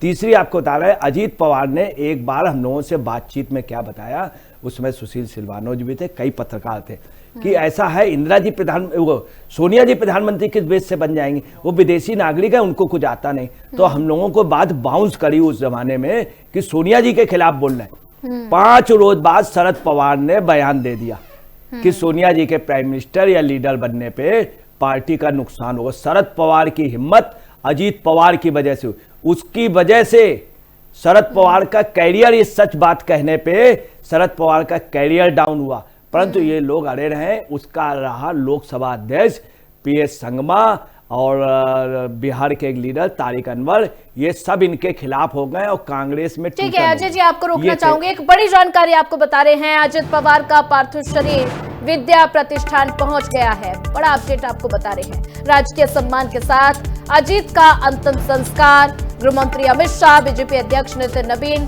शामिल हुए हैं। सीएम फडणवीस और डिप्टी सीएम शिंदे भी मौजूद नजर आ रहे हैं। तो उद्धव और राज ठाकरे भी अंतिम संस्कार में शामिल हुए हैं। तो ये बड़ी जानकारी आपको बता रहे हैं, शरद पवार का वो भी शामिल है। अजित पवार का पार्थिव शरीर विद्या प्रतिष्ठान पहुंच गया है। राजकीय सम्मान के साथ अजीत का अंतिम संस्कार, गृह मंत्री अमित शाह, बीजेपी अध्यक्ष नितिन नवीन, सीएम फडणवीस और डिप्टी सीएम शिंदे भी मौजूद नजर आ रहे हैं। उद्धव की बात की जाए, राज ठाकरे की बात की जाए, वो भी अंतिम संस्कार में शामिल हुए हैं। तो राजकीय सम्मान के साथ अजय जी अंतिम संस्कार हुआ, विद्यापीठ में उनका पार्थिव शरीर पहुंच गया है और कुछ ही देर में वो पंच तत्व में विलीन हो जाएंगे। अजय जी देखिए, अजीत पवार का जाना आपको बताना है, जिस तरह से बाल ठाकरे की मृत्यु पे और बसंत दादा पाटिल की मृत्यु पर, वही पोजीशन आज अजीत पवार जी की है। मैं आपको बता दूं, तमाम ऐसे देश के बड़े निर्णय पे अजीत पवार की सोच जो थी वो स्पष्ट बयान और उनको आज इस मुकाम पे ले गया। भाजपा की जो सरकार बनी है, फडणवीस जो चीफ मिनिस्टर बने हैं, वो सिर्फ आपको बता रहे हैं इनकी वजह से अजीत पवार। चूंकि भाजपा में उन्होंने स्पष्ट कह दिया था भाजपा के नेताओं से कि फडणवीस को बनाइए, भाजपा ने भी ओके किया, नहीं तो भाजपा इनकी जगह दूसरे को बनाती, भाजपा से और लीडर थे। नितिन गडकरी नहीं चाहते थे देवेंद्र फडणवीस बने, भाजपा के कई वरिष्ठ लीडर नहीं चाहते थे, परंतु अजीत पवार ने कह दिया था हमारे उनका सब समर्थन है, आप किसी को बनाएंगे मगर आप फडणवीस को बनाएंगे तो ज्यादा अच्छा है। ये बात कहना अजीत पवार का था। दूसरा, अजीत पवार पे कई आरोप लगते थे, मैं आपको उसके बारे में बता दूं। जब इनके खिलाफ एक बार जांच का आरोप वो लगा तो इन्होंने सबसे पहले कहा था इसकी सीबीआई जांच करा लीजिए, इन्होंने कहा था। दूसरा, जब पत्रकारों ने पूछा तो इन्होंने कहा कि भाई आप जांच करा लीजिए। तो जब पत्रकारों ने कहा कि इनके ऊपर जांच होनी चाहिए तो उन्होंने कहा सीबीआई जांच करा लीजिए। ये इनका अजीत पवार का अपना कैरियर था, अपना कैरेक्टर था। तीसरी, आपको अजीत पवार के बारे में सबसे बड़ी बात बता दें कि राजीव गांधी भी अजीत पवार पर के लिए ज्यादा सनकते थे। वो शरद पवार से नाराज नहीं थे, जब शरद पवार पे वो हुआ और शरद पवार राजीव गांधी से मजबूत बैठे। जब राजीव गांधी की हत्या हो गई तो एक आरोप लगा, उस आरोप में कई लीडरों का नाम आया, द्रमुक का इन्वॉल्वमेंट था भी, बीपी सिंह का भी नाम आया कि बीपी सिंह से वो पहले मिले थे। वास्तव में मैं आपको बिल्कुल कंफर्म खबर बताता हूं कि वो जो उनके हत्यारे थे वो बीपी सिंह के पास गए थे, उन्होंने प्रैक्टिस की थी किस तरह से। तनु भी गई थी, तनु ने भी इस बात को स्वीकारा, मगर बीपी सिंह का हाथ नहीं था। अजीत पवार सबसे पहले बोले क्या प्रूफ है इस तरह से क्यों बदनाम कर रहे हैं, और जो अजीत पवार ने बोला उसके बाद सभी कांग्रेसी नेता खामोश हो गए। ये थे अजीत पवार। शरद पवार को हर चीज में सेव कर। दूसरी एक बात बता दें कि अभी कुछ महीनों पहले स्वयं मैडम सूले ने कहा था कि 2 बड़े परिवर्तन होने जा रहे हैं, एक केंद्र में एक स्टेट में। तो ये संभावना थी स्टेट में शायद ये मुख्यमंत्री बनाए जाए अजीत पवार, और सुप्रिया सूले चाहती थी कि मुझे बना दिया जाए केंद्र में मंत्री। बहुत लालायित थी, आज भी लालायित है। तो सुप्रिया सूले ने अगर केंद्र का ये ख्वाब देखा तो किसके बल पे देखा? अजीत पवार के बल पे, शरद पवार के बल पे नहीं। और इसीलिए कल सबसे ज्यादा अगर दुखित हुई है, रोई है, तो सुप्रिया सूले रोई है। सुप्रिया, सभी से इनका विरोध था। ममता कुलकर्णी ने भी कहा कल, और प्रियंका चतुर्वेदी ने भी कहा, तमाम लोगों ने कहा कि मैं इनको कभी नहीं भूल सकता हूँ। मेरी लड़ाई होती थी, मतभेद रहते थे, परंतु हमेशा हर एक के दुख में, हर एक उसमें, जाने कितने लोगों से लड़ाई हुई इनकी। एक बार विधानसभा में इनके खिलाफ हो गया तो उनका जांच बैठा दो। बाद में जब ये मिले तो उससे बड़े उससे मिले। ये अजीत पवार, वहां की मिठास चली गई है। इकलौता लीडर था जो सब पर चाशनी का काम करता था। आपको बतला रहे, ये चीज खलेगी महाराष्ट्र की राजनीति में। दूसरा, उद्धव ठाकरे को विनय से। तीसरी सबसे बड़ी बात बता दे, जब पालघर वाला कांड हुआ है, वहां पे कुछ दंडी स्वामी मारे गए हैं, सबसे पहला बयान अजीत पवार ने दिया था, बेहद गलत है, और उनकी संजय राउत से उसी दिन खटकी है। उद्धव ठाकरे से स्पष्ट रूप से कहा था पालघर में जो कुछ भी हुआ है गलत हुआ। दूसरी आपको बात बता दें, अजीत पवार पहला व्यक्ति था, जब भगवा आतंकवाद की बात कही गई तो अजीत पवार ने कहा था ऐसा नहीं है, ऐसा नहीं है। तीसरी, मालेगांव वाला जब कांड था तो असीमानंद जी वो उसमें जेल में थे, और उस पे कुछ लोगों पे आरोप लगे, कई नेताओं पे, वो सब लोग छूटे, और स्वाति उसमें प्रज्ञा भारती पे, तो इन्होंने कहा था इसमें काफी कुछ मसाला लगाया गया है, घटना इतनी नहीं है।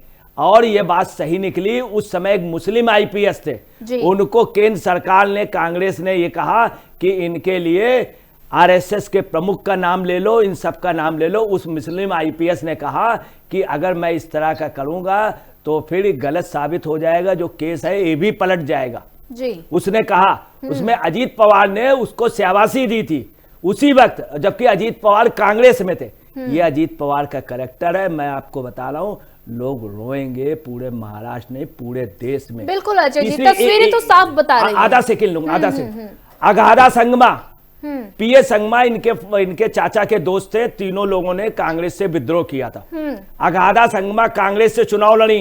अगाधा संगमा को सबसे ज्यादा बैकिंग अजीत पवार ने की। अजीत पवार शरद पवार के साथ थे, बैकिंग की। अगाधा संगमा केंद्र में मंत्री बनी। ये अजीत पवार को आप महाराष्ट्र से न सीमित करिए, बाहर तक सीमित है, पर प्रांतीय को, महाराष्ट्र से अलग लोगों को अगर कोई सच्चे दिल से कोऑपरेट करता था तो नहीं कहना चाहिए। शरद पवार मराठों को ज्यादा करते थे, उद्धव ठाकरे मराठों को ज्यादा करते थे। इवन ये फडणवीस भी स्पष्ट कहा कि मराठा बनेगा। अजीत पवार ने भी कुछ दिन पहले ये कहा था कि अगर कोई योग्य हो, अगर कहीं का उत्तर भारतीय भी हो, तो उस पर भी विचार किया जा सकता है। इनके अंदर कतई जातिवाद, क्षेत्रवाद ये नहीं था। इसीलिए वास्तव में दिल से लोग रो रहे हैं, दिल से रो रहे हैं। उनके पार्थिव शरीर में जिस तरह की भीड़ लगी, कल स्थिति इतनी माहौल खराब हो गया था, तस्वीरें लोग दर्शन करना चाहिए। जी जी बिल्कुल अजय जी, तस्वीरें गवाह हैं, जैसा कि आपने बताया कि उनके लिए लोग रो रहे हैं। शरद जी, आपके पास आना चाहूंगी। तो अजित गुट के करीबी कहे जाने वाले केंद्रीय मंत्री प्रफुल्ल पटेल, उनका अच्छा खासा प्रभाव राजनीति में रहा है। महाराष्ट्र की राजनीति की बात की जाए, सांसद सुनील जैसे सीनियर लीडर्स, क्या इन्हीं नेताओं के हाथ में अगली कमान जा सकती है? क्या कहेंगे? देखिए, जा सकती है, लेकिन फडणवीस शायद नहीं चाहेंगे शरद पवार जी का इंटरफेरेंस इस सरकार में। बिल्कुल बिल्कुल करेक्ट, मुझे लगता है करेक्ट, क्योंकि वो दोनों ही बहुत अच्छे मित्र थे, वो लोग आपस में मैनेज कर लेते थे। इसका मित्रत्व का कारण ही यह है कि शिंदे जी हमेशा थोड़ा बने मन में मतलब ये रखते थे कि भाई ये क्या हो रहा है, ठीक है। तो उस हिसाब से काफी सारे सपोर्ट अजित पवार ने इनको सभी हिसाब से दिया जी, बीजेपी को सभी हिसाब से। यानी एक हिसाब से ये आर्किटेक्ट का समझिए बीजेपी का ही बैक साइड से कि सरकार बनाने में, या जैसा कि फडणवीस चीफ मिनिस्टर बनने में काफी सारे इनका हाथ है। और इसीलिए देखिए, इनका ऊपर कोई भी समझो ईडी हो, आईटी हो, या जो भी प्रॉब्लम है पूरा उनका सॉल्व हो गया एक्चुअली। और वो डटकर मुकाबला भी किया। उन्होंने ये कभी नहीं कहा, वो बोले कि साबित करो, मैं तैयार हूं। तो वैसा का मतलब उन्होंने डटकर मुकाबला भी किया। और बाकी रही थोड़ी देर में, मुझे लगता है कि पंचतंत्र में विलीन हो जाएगी, उनकी आत्मा को शांति मिले। और जो भी मतलब उनका फॉलोअर्स है या पार्टी वर्कर्स है, मेंबर्स है, उनकी चाहने वाले सभी को शांतता देवे मन में, इतना ही मैं कह सकता हूं। बाकी सारा चीज तो अजय जी बोले हैं अभी। बिल्कुल अजय जी, शरद जी को आपने सुना, जैसा कि मैंने दो नेताओं का नाम लिया है, प्रफुल्ल पटेल और सुनील जी का, तो उन्होंने कहा कि फडणवीस नहीं चाहेंगे कि इन दोनों नेताओं का हस्तक्षेप हो, क्या कहेंगे? डेफिनेटली फडणवीस नहीं चाहेंगे, भाजपा भी नहीं चाहेगी, क्योंकि मराठों के सबसे बड़े नेता शरद पवार थे। शरद पवार का यहां तक का था, मैं आपको बहुत छोटी सी बात बता दूं, जिस समय पाटिल के राष्ट्रपति बनाने की बात हुई तब अजीत दादा ने सबसे पहले कहा था, कुछ भी हो, किसी भी पार्टी में हम उनके विरोधी हैं, और शिवसेना से बात की, ये अजीत पवार की थी। अजीत पवार को बाल ठाकरे भी पसंद करते थे, बाल ठाकरे भी, और उन्होंने बात किस शिवसेना ने समर्थन दिया, किसकी वजह? तीसरी आपको बताया, मेरे सामने की बात है, एक बार संघ के कुछ लोग इनसे मिले अजीत पवार से, उनसे कहा आप शाखा आ जाइए, बोले मैं ये कभी नहीं कर पाऊंगा। उन्होंने एक बात कही मजाक में, अरे तुम लोग नागपुर में जीत नहीं पाते हो, तो बोले हाँ ये अफसोस है, बोले कभी नहीं जीत पाओगे, ये अजीत पवार ने कही। फिर उन्होंने कहा ऐसा करो, बनवारी लाल पुरोहित को आप अपनी पार्टी में ले लीजिए, कांग्रेस के सांसद बनवारी लाल पुरोहित को ले लिया, तब से लेके आज तक नागपुर जीत रहे। अगर नितिन नवीन अगर आज की डेट में मिनिस्टर बने तो उसमें योगदान अजीत पवार का है, उन्होंने सलाह दी थी। ये है ये। दूसरी आपको बता दें, यही नहीं तमाम ऐसे मामले हुए हैं जिसपे इन्होंने, ये बात मैं नहीं कह रहा हूं, ये बात भाजपा के वरिष्ठ लीडर ने कही थी। वरिष्ठ लीडर किसने कही थी? भाजपा के जिन केंद्र में जो मंत्री थे, जो एक दुर्घटना मृत हो गई थी कार में, आप समझ गए होंगे ना, उन्होंने कहा था कि अजीत दादा की वजह से हम नागपुर जीतते हैं, उन्होंने हमको सलाह दी थी। अब आपको ये भी बता दें कि महाराष्ट्र में क्या हुआ, शिवसेना और भाजपा का गठबंधन था, उन्होंने कहा अमित शाह से कि हमारे लड़के से बात कर लो, जैसे बाल ठाकरे जी कहते थे हमारे लड़के आदित्य ठाकरे से बात कर लो, अमित शाह ने नहीं किया। इसके बाद ये हुआ तुम 150 सीटें ले लेना, फिर बीजेपी का 150 नहीं देंगे, 125 ले लो, 100 ले लो, 80 ले लो, 80 तक शिवसेना तैयार हो गई थी, बीजेपी नहीं दिया। अब जीत करके आए तो बीजेपी के एमएलए कम थे। अजीत दादा ने कहा कि नहीं, शिवसेना की बार्गेनिंग नहीं चलेगी, गुंडाई नहीं चलेगी, और उन्होंने कहा कि हम जो है उस समय बाइकआउट कर जाएंगे तो भाजपा बड़ा दल हो जाएगा, उनके लिए समर्थन है। शरद पवार की पार्टी एनसीपी ने, जिसमें अजीत दादा थे, उनके ये निर्णय के बाद शरद पवार ने कहा कि ठीक है, इनकी सीटें ज्यादा आई, भाजपा को बना दो। अगर भाजपा का मुख्यमंत्री बना है महाराष्ट्र के इतिहास में पहली बार, तो उसमें अजीत दादा का है। अब आप आइए, सबसे ज्यादा बार उप मुख्यमंत्री रहे देश में, उनको मुख्यमंत्री नहीं बनाया गया, बिल्कुल, जबकि बनाना चाहिए। अगर भाजपा में आंख में पानी है, और मैंने आपको एग्जांपल दे दिया, भाजपा की पहली सरकार, और ये परेलकर भी उन्हीं के बल पे, सारे लोग उनकी कटिंग कर रहे हैं। उनकी वाइफ बहुत शरीफ है, उनका बेटा पार्थ, जिसको मोदी जी दुलरा चुके हैं, सब लोग मानते हैं। इस परिवार को महाराष्ट्र में अगर भाजपा सही सम्मान दे देगी तो भाजपा वहां रहेगी, वरना भाजपा का आधार ऐसा नहीं कि वहां बहुत मजबूत है, शिवसेना का भी आधार है और शरद पवार का आधार रहेगा। इसलिए भाजपा के हित में है, और अजीत पवार को ये कोई ना कोई मेडल दें, बल्कि मैं कहूंगा कि अजीत पवार को अगर भाजपा कोऑपरेट करेगी, उनका मतदाता, तो भाजपा शिवसेना से आगे निकल जाएगी, शरद पवार को तोड़ लेगी, और हो सके तो सुप्रिया सूले को भी कहीं एडजस्ट करे। ये अजीत पवार की इच्छा थी, सुप्रिया सूले की बहुत ज्यादा इच्छा है, वो दिन रात इसी में लगे किसी तरह में केन में ले लिया जाए। शरद पवार अब एज हो गई, शरद पवार की आप समझ लीजिए इतनी स्वास्थ्य खराब रहता मगर इतनी मेहनत करते हैं। अगर भाजपा कर लेगी तो ठीक है, नहीं तो भाजपा का वहां पे मजबूत आधार ना पहले था ना है और आगे भी ऐसा दिख नहीं रहा। जी शरद जी, क्या अजीत पवार के बीजेपी से रिश्ते ठीक नहीं चल रहे थे? नहीं, उसका कोई मतलब ऐसा तकलीफ नहीं था। अजित पवार का बीजेपी से ज्यादा अच्छा रिलेशन फडणवीस के साथ में था, इसीलिए तो सरकार इतना दिन से टिकी हुई भी थी, बराबर स्मूथ सुचारू रूप से चल रही थी। इसका कारण अजित पवार ही थे। क्योंकि देखिए, जैसा अजित पवार सुबह 4 बजे 5 बजे उठ के लोगों के पास जाता था, डेवलपमेंट की काम करता था, तो इसका सब श्रेय किसको मिलेगा? युति सरकार को ही मिलेगा। बाकी आप अगर गिन के मुझे बताइए कि बीजेपी का कितना मिनिस्टर लोग सुबह उठ के 5 बजे या 4 बजे उठ के लोगों के पास जाते हैं। लेकिन एक आदत थी, उनकी पैशन थी लोगों के पास काम करना एक्चुअली। बाकी और किसी तरह का अजित पवार के पास इतनी मतलब ताकत थी, किसी भी राजनीतिक तकलीफ होगा तो उसको फेस करने की, उनको सॉल्व करने की उनके पास शक्ति थी, ब्रेन थी।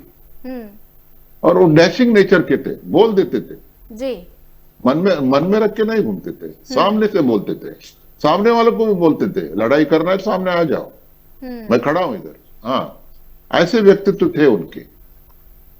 बिल्कुल।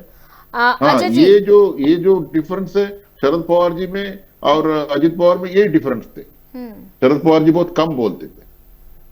जी ठीक है अजय जी, अजित पवार जी बोलिए। ठीक है शरद जी, आपके पास आऊंगी। अजय जी, जैसा कि अजित पवार ने राजनीति में बहुत कुछ हासिल किया है, लेकिन उनका एक सपना था, वो अधूरा रह गया।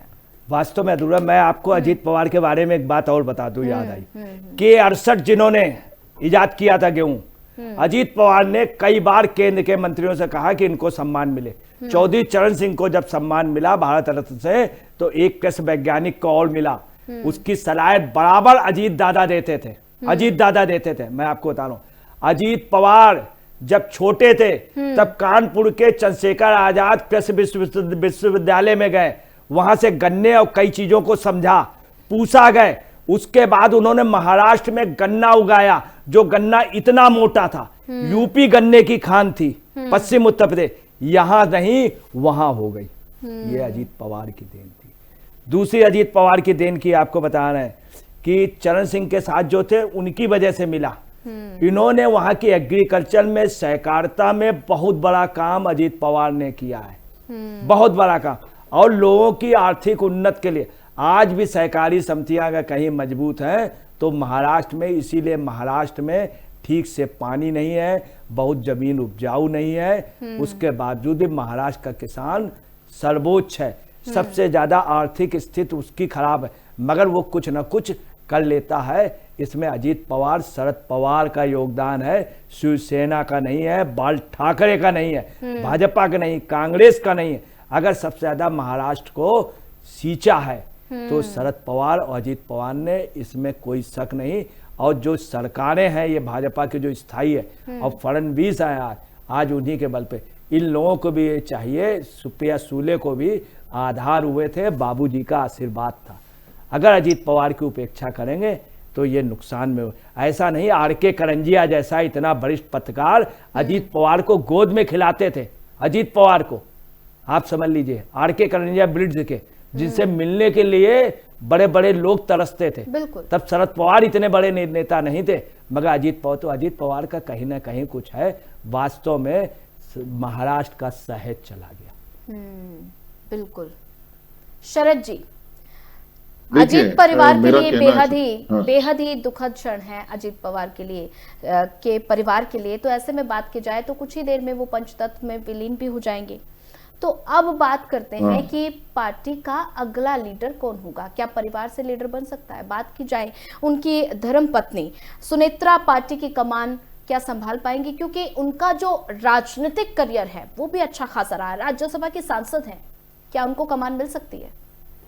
शरद, देखिए, परिवार के अलावा समझो लीडरशिप शायद मतलब किसी और को मिलना मुश्किल है, क्योंकि ये पारिवारिक पार्टी है देखा जाएगा तो अक्सर आप किधर भी देख लीजिए, जैसा समाजवादी पार्टी लीजिए, कांग्रेस लीजिए, देखिए ना जी, ठीक है, आपकी बार कांग्रेस ने इनको कर दिया, मल्लिकार्जुन खड़गे को कर दिया, क्योंकि काफी सालों से आरोप लग रहे थे कि भाई परिवार से चल रहा है करके, तो उन्होंने वो हिसाब से इलेक्शन करके किया, मल्लिकार्जुन खड़गे को बनाया। लेकिन इधर ये तो स्टेट लेवल पार्टी है, तो इन लोगों का शायद मुझे लगता नहीं कि किसी परिवार के अलावा किसी और को देंगे और अपना पूरा ये कर देंगे, चार्ज उनको दे देंगे, ये मुझे लगता नहीं। और भले कितना भी मतलब काम किया हो, अच्छा कार्यकर्ता लोग होंगे, लेकिन जो कमान है पार्टी का, वो मेरे को लगता नहीं है कि पवार फैमिली से बाहर जाएगा। और बाकी रहा एक सपना था अजित पवार जी का कि चीफ मिनिस्टर होने के लिए, वो सपना ही रह गया। क्योंकि बात देखिए ऐसा है, बीजेपी कभी भी मतलब कोई भी स्टेट में कमान पार्टी का या चीफ मिनिस्टर का पोस्ट किसी को देना नहीं चाहेगा, पार्टी का ये सिद्धांत है। अभी बिहार में भी उन लोगों ने बहुत ट्राई किया, आपको मतलब बिहार की तरफ थोड़ी देर के लिए लेके जा रहा हूं, कि उनको नीतीश कुमार जी को मतलब वो कुछ ऑफर किए गए कि जो भी किया, तो लेकिन वो नीतीश कुमार जी हटे नहीं। और उनको मालूम था कि आखिरी तक वो नीतीश कुमार को चीफ मिनिस्टर कैंडिडेट कभी घोषित नहीं किए थे। कितनी ही सारे सभा हो गई थी, अमित शाह आए, प्रधानमंत्री जी आए, बाकी मिनिस्टर्स आए, बाकी मतलब स्टेट के चीफ मिनिस्टर्स आए, सभी लोगों ने, किसी ने मतलब उनका घोषित नहीं किया। लास्ट मोमेंट में उनको पता चला नीतीश कुमार जी का सिवाय हमारे पास कोई पर्याय नहीं है, तो इस बार भी उन लोगों ने समझौता कर लिया। फिर भी नजर अभी भी इस वक्त भी किसी भी हालत में चीफ मिनिस्टर बीजेपी का ही बनना है करके उनका दिए है, एम है। ठीक है अजय जी। और साथ में आपको पता है इनका आरएसएस इनका पेरेंटल संस्था है, सारी चीजें ज्यादा करके नागपुर में निर्णय होता है, तो अजय जी को भी मालूम है, पत्रकार है तो बहुत सारी चीजें। अभी इवन अजित पवार को पार्टी में लेने के लिए सूत्रों के अनुसार मुझे पता चलता था उस वक्त कि इनको अजित पवार को क्यों ले रहे हैं, ये सवाल उठा था आरएसएस में। ठीक है अजय जी, क्या लगता है कि परिवार से कोई लीडर बन सकता है, सुनेत्रा को पार्टी के कमान मिल सकती है, क्या लगता है? मैं आपको सुमित्रा के जो फैमिली है, पाटिल वगैरह सब उनके रिलेटिव हैं, और सुमित्रा जी की जो फैमिली मायके से भी बहुत मजबूत है, उनके रिश्तेदार भी, उनका बहुत अच्छा आधार है। तीसरा है सुमित्रा का सबसे बड़ी बात है कि उनका व्यवहार सबसे ज्यादा सकुशल है। आज अजीत दादा जो है उनके यहाँ कोई भी कभी भी गया तुरंत उसको सम्मान मिला है, तुरंत। उसकी वजह है कि सुमित्रा जी की डीलिंग ऐसी, सबसे ज्यादा अगर चाय पिलाने वाली कोई लेडी है आने वाले तो वो सुमित्रा जी, और अजीत जी को यही सबसे बड़ा श्रेय रहा कि वो सुबह से शाम तक राजनीति में लगे रहते थे, और जो मोस्टली समाज सेवा जो थी वो अपने यहाँ रहती थी। उनके यहाँ कोई भी आया अगर अजीत दादा नहीं तो काम वो तुरंत कराते थे। उनका एक ही बात था, किस लिए आया, अगर बेवजह आ गए तो थोड़ा सा नाराज होती, किस लिए आए, काम बताइए, तुरंत वो फोन करती थी। ये सुमित्रा जी का था, उनके उसको लेना चाहिए। भाजपा को भी अफसोस होना चाहिए, चाहे उनको एक बार चीफ मिनिस्टर बना देते, नहीं बनाया, उनको ले राजनीति में। और मैं आपको बता दूं, यही नहीं कि शरद पवार और सुप्रिया सुले भी बीच में इसमें थी कि भाजपा से कोई गठबंधन हो जाए, केंद्र में बन जाए। अजीत पवार ने पार्टी का विलय नहीं किया, ये भी सच है। अजीत पवार ने अपना अस्तित्व रखा। इधर भी जो चुनाव थे इस पे भी यही था कि मिल करके बोले नहीं, अपनी पार्टी का अस्तित्व।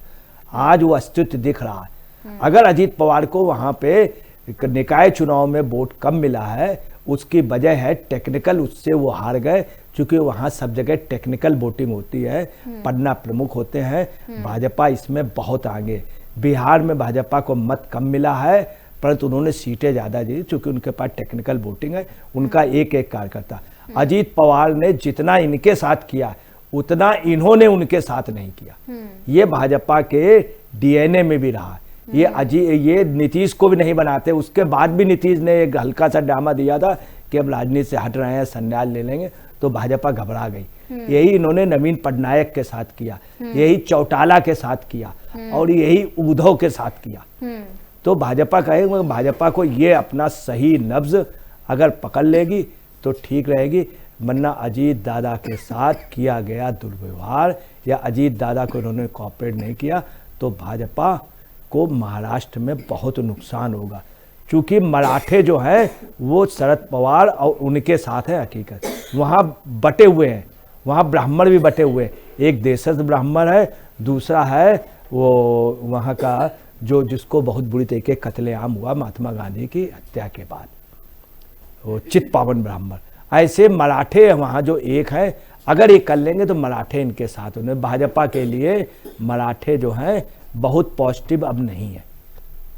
तो शरद पवार को तोड़ने के बाद ये ठाकरे फैमिली का भी डैमेज कर सकते हैं और पूरा नहीं तो आगे की राजनीति महाराष्ट्र में स्थायी भाजपा की नहीं है। बिल्कुल। शरद जी क्या कहेंगे, क्योंकि शरद पवार के साथ 2023 की बात की जाए तो दोनों गुट अलग हुए थे एनसीपी के, क्या अब वापस से दोनों गुट एक साथ नजर आ सकते हैं? देखिए, अभी मेरा आकलन ये कहता है, राजनीतिक आकलन ये कहता है, फिलहाल के लिए शरद पवार जी ये पार्टी का कमान किसका हाथ में देना है, अजित पवार का जो मतलब एनसीपी है, वो कुछ भी इंटरफेयर नहीं करेंगे। क्योंकि देखिए वो बहुत लंबे के सोचते का काम करते हैं, लंबा देखते हो। तो वो पहले सोचेंगे टेम्परेचर क्या है उधर, घर पे क्या चल क्या रहा है। क्योंकि उसका 2 बच्चे भी है, अजित पवार जी का लड़के 2 जय और पार्थ है, और वो मतलब सुनेत्रा जी भी लीड कर सकती है, क्योंकि भले वो एमपी का सीट लोकसभा का हार जाए लेकिन लोगों के साथ में कनेक्टेड तो है। और देखिए कितना भी बोलेगा तो अभी तो उनको मतलब दया का पात्र तो है, करुणाजनक स्थिति है, और लोग तो ऑटोमेटिकली उसका तरफ मुड़ेंगे जी। उनका मतलब बात को मानेंगे भी, मुड़ेंगे भी, क्योंकि ये सब दादा का रिकॉर्ड है, दादा का रिकॉर्ड कहती है। अब कितना भी समझो वोट से जीत के आएगी, समझो दोबारा भी कभी इलेक्शन हुआ, तो ये सब दादा का कारकिर्दी है। उन्होंने कितना डेवलपमेंट किया, काम किया, लोगों के प्रति प्यार, तो ये सब चीज तो गिनता है उसी वक्त पता चलता है वोटिंग के बाद लोगों ने कितना प्यार दिया और प्यार कितना करते थे। तो उस हिसाब से शरद पवार जी अभी कुछ नहीं करेंगे। अगर सामने से अगर उनको प्रपोजल कुछ आता है कि भाई चलो पार्टी का कैसा करें, तो अगर शरद पवार को ऐसा लगता है कि महाराष्ट्र गवर्नमेंट में साथ मिलता है, अगर हमारा भी पार्टी को अगर मर्ज कर देंगे, लेकिन ये तो इस चीज को देवेंद्र फडणवीस नहीं मानेंगे और बीजेपी भी नहीं मानेंगे, ऐसा मेरा कहना है। जी अजय जी, क्या लगता है कि शरद पवार के हाथ में वापस से कमान आ सकती है?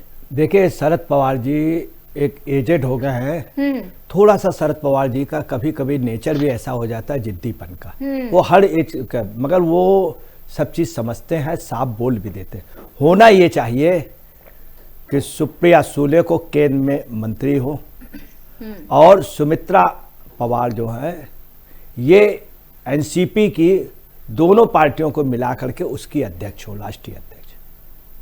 ये होना चाहिए। सुमित्रा सूले चूंकि उनकी जो बेटी है वो बहुत लालायित भी मंत्री बनने के लिए, उनको मंत्री बनना चाहिए और इनको सुमित्रा जी को पार्टी की पूरी कमान और भी उनको अधिकार मिलने चाहिए।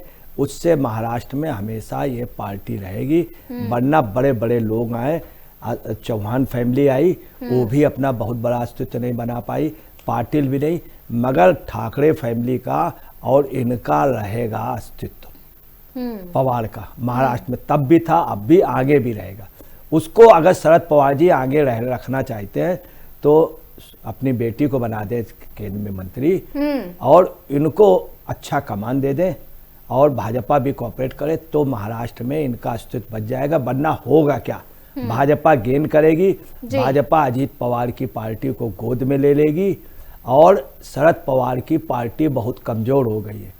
तमाम लोगों को पद मिल जाएंगे। शरद पवार की जिंदगी ज्यादा दिन की नहीं है, काफी बीमार रहते हैं, पैरालिसिस का अटैक, तो आपको बता रहे ज्यादा दिन नहीं है। जब वो नहीं होंगे तब कौन इस पार्टी को देखेगा? सुप्रिया सूले में वो बात नहीं है, वो कैपेसिटी नहीं है। सुप्रिया सूले सिर्फ शरद पवार की, अजीत पवार अपने बल पर भी थे।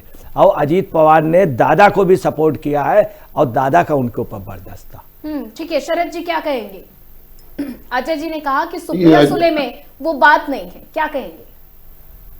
बिल्कुल सही बात है वो, क्योंकि एक्टिव पॉलिटिक्स में बहुत लेट आई है सुप्रिया सुले, देखा जाएगा तो। और जो भी कुछ मतलब पोस्ट हासिल किया, जो भी वोट मिला उनको, एमपी बनी है, तो मतलब उनका पिताजी शरद पवार जी का तरफ से आई है और अजित पवार का सपोर्ट से आई है जो भी। लेकिन लीडरशिप क्वालिटी मुझे लगता नहीं कि कोई पार्टी को लीडरशिप में जैसा अजित दादा पवार के इस हिसाब से था, ऐसा उनके पास ऐसा कोई क्वालिटी नहीं है। और लोगों को काम करने वाला चाहिए, लीडरशिप चाहिए, स्ट्रांगर चाहिए, ये सब तो मतलब डैशिंग चाहिए पब्लिक को। तो उसी का जैसा पिक्चर में कैसा हीरो होता है वो हिसाब होता है लोगों का, वोटर का। हमको लीड करने वाला कौन है ये देखते पहले। तो कमजोर लीडरशिप कोई नहीं मानते। देख लीजिए उद्धव ठाकरे का ही और बाल ठाकरे का तभी था तभी। बाल ठाकरे के बाद वो मतलब उनकी सल्तनत को संभाल सके क्या? नहीं संभाल सके। तो अगर समझो शिंदे उधर से सेपरेट हो गया तो होने कैसा दिया गया? तो होने मतलब तुम्हारा नजर नहीं थी, कहीं ना कहीं तुम्हारा चूक है ना? तो इसका यही तो लीडरशिप है, मैं कहता हूं। ठीक है, उनको चारों तरफ से देखना पड़ता है। ठीक है शरद जी। अजय जी, जैसा कि अभी आप सुन रहे थे कि सुप्रिया सुले में वो लीडरशिप क्वालिटी नहीं है, लेकिन बात की जाए महायुति में क्या एकनाथ शिंदे का वर्चस्व बढ़ सकता है? देखिए, एकनाथ शिंदे का वर्चस्व नहीं बढ़ेगा। उसकी वजह भाजपा जैसी पार्टी, भाजपा बहुत होशियार पार्टी है और भाजपा को अब कोई वो ना समझे। वो हर तरह से साम दाम दंड भेद, ये तो रामायण में लिखा था, वो उससे भी आगे, आप समझ लीजिए। और भाजपा ये भी जानती है कि किससे हमको फायदा, किससे नुकसान। मैं आपको बहुत छोटा सा एग्जांपल बता दे। एक बार लल्लन सिंह ने अमित शाह को बुरी तरह झाड़ दिया पार्लियामेंट में, बोले चुप बैठ जाओ, और अमित शाह चुप रहे। उसकी वजह थी, अमित शाह जानते थे लल्लन सिंह आज लालू के साथ है, नीतीश के साथ, ये हमसे अलग है, कल यही हमारे खास होंगे और हम इनसे दोस्ती कर ले। ये इनकी दूरदृष्टि है। अब एकनाथ शिंदे की बात बता रहे हैं। एकनाथ शिंदे के मोस्टली लोग भाजपा के टच में। भाजपा कई जगह जीतने की वजह रही कि भाजपा पहले से प्लानिंग बना लेती है कि इस जगह हम कभी नहीं जीत पाए, यहां से हमें जीतना है तो दूसरी पार्टी के नेता को अभी से पकड़ लो। वो चूजे तैयार कर लेती है और इलेक्शन तक वो मुर्गे बन जाते हैं और उनको अपनी पार्टी में ले लेते हैं और टिकट, वो सीट किसकी हो जाती है? भाजपा की। पता चला आया दूसरी पार्टी से, उन्होंने टिकट दे दी और वो जीत। भाजपा का यूपी में भी ऐसे सरकार बनी, तमाम जगह, बंगाल में भी यही रहा, महाराष्ट्र में भी ये प्रयोग इनका अब होगा। लोकसभा में बुरी तरह भाजपा हारी है, इसी लोकसभा में महाराष्ट्र में किसी मुगालते में भाजपा न रहे। और अजीत पवार की मैं आपको बहुत छोटी, सुमित्रा जी की एक बात हमको याद आई। जिस समय इन्होंने शरद पवार जी से विद्रोह करके आधी रात के लिए उप मुख्यमंत्री बने और सुबह तड़के उन्होंने शपथ ली, उसके बाद जब शरद पवार जी और सुमित्रा सुले वो हुई, वो सीन मैं आपको बता रहा हूँ। सुमित्रा जी से हम लोगों ने पूछा कि आप किसके साथ हैं, तो हम लोगों ने कहा कि अजीत जी के साथ, उनके साथ। तो उन्होंने क्या कहा, मैं शरद पवार जी के साथ हूँ। तो हम लोगों ने कहा अच्छा वो आपके चाचा? बोले चाचा नहीं, मेरे पापा हैं ये। तो हम लोगों ने कहा अच्छा आप अजीत जी कौन है? वो तो आपके पति है, तो पति के साथ है या पापा के साथ? तो उन्होंने कहा हम पापा के साथ है। ये सुमित्रा तो जैसा पवार कि आप जिक्र कर रहे हैं कि उनके रिश्ते बहुत अच्छे थे, फिर बहुत दोनों अच्छे पार्टी थे। अलग क्यों हुई? हाँ, अलग क्यों हुई? अलग ये हुई, बड़ा सवाल हाँ मेरे बिल्कुल जहन बिल्कुल सही। उसमें सबसे ज्यादा अगर कोई दोषी रही है तो वो सुप्रिया सुले रही है। सारा ये जो है उनके घर में, सुप्रिया सुले अपना वर्चस्व चाहती हैं। सुप्रिया सुले पब्लिक में नहीं उठे, पब्लिक में काम नहीं किया। इनसे ज्यादा काम लोगों का सुमित्रा ने किया है, पवार ने, अजीत पवार भी। अजीत पवार हर जगह संघर्ष में रहे, हर जगह भिड़े, और अजीत पवार की हर एक से बहस हो जाती थी। बहस के बाद वो उससे माफी मांगते थे, उसकी बात मान लेते थे।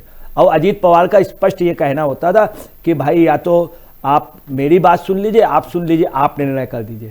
ये अजीत पवार। उसकी मैं आपको एग्जाम्पल बता दूं, पालघर वाले मामले में इन्होंने जब उद्धव से बात की डायरेक्ट कि ये गलत हो रहा, उस समय इनके जो राउत थे, संजय राउत, इनको बुरा लगा।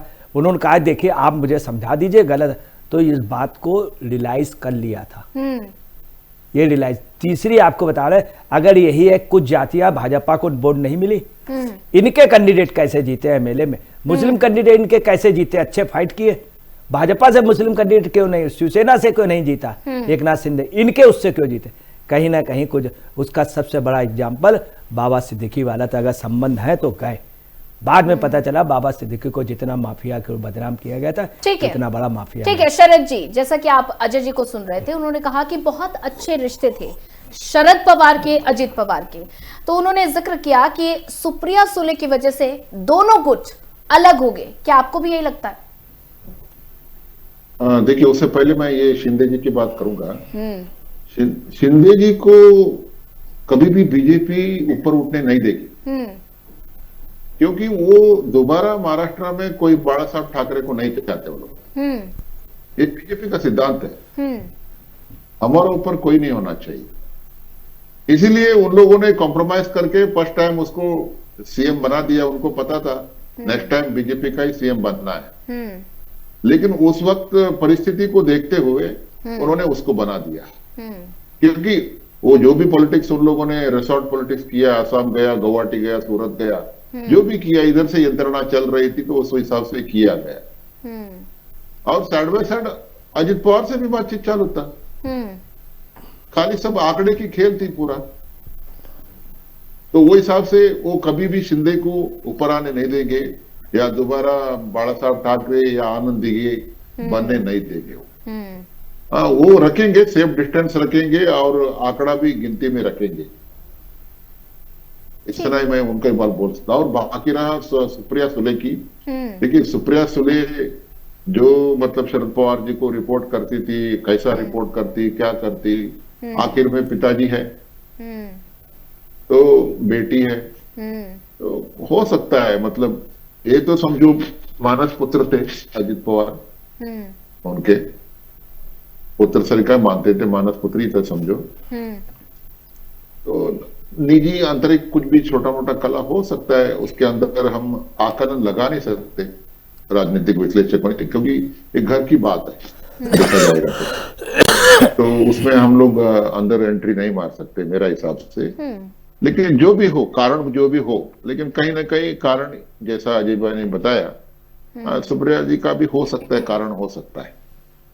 ठीक है अजय जी, जैसे क्योंकि अजित पवार जी भी जो भी कभी डिसीजन वो एक बार ले लेते थे, तो सामने कौन है वो कभी देखते नहीं थे। ठीक है, उन्होंने एक बार बोल दिया तो होना है बस। ठीक है अजय जी, जैसे कि लगातार कल से तस्वीरें सामने आ रही हैं, जैसे जब से निधन की खबरें सामने आई है, तो सुप्रिया सुले का हम यहाँ पर जिक्र कर रहे हैं, तो सबसे ज्यादा भावुक सुप्रिया सुले ही नजर आ रही है। वो इसलिए चूंकि सुप्रिया सुले ने भी कहा कि हम उनसे लड़ते थे, वास्तव में शरद पवार नहीं लड़ते थे, ये लड़ती थी। इसलिए उनको आया कि हमारा भाई कितना अच्छा था, हमारे भाई की वजह से। मैं केंद्र में मंत्री के लिए उसने बड़े गर्व से कहा था कि 2 परिवर्तन होने जा रहे हैं।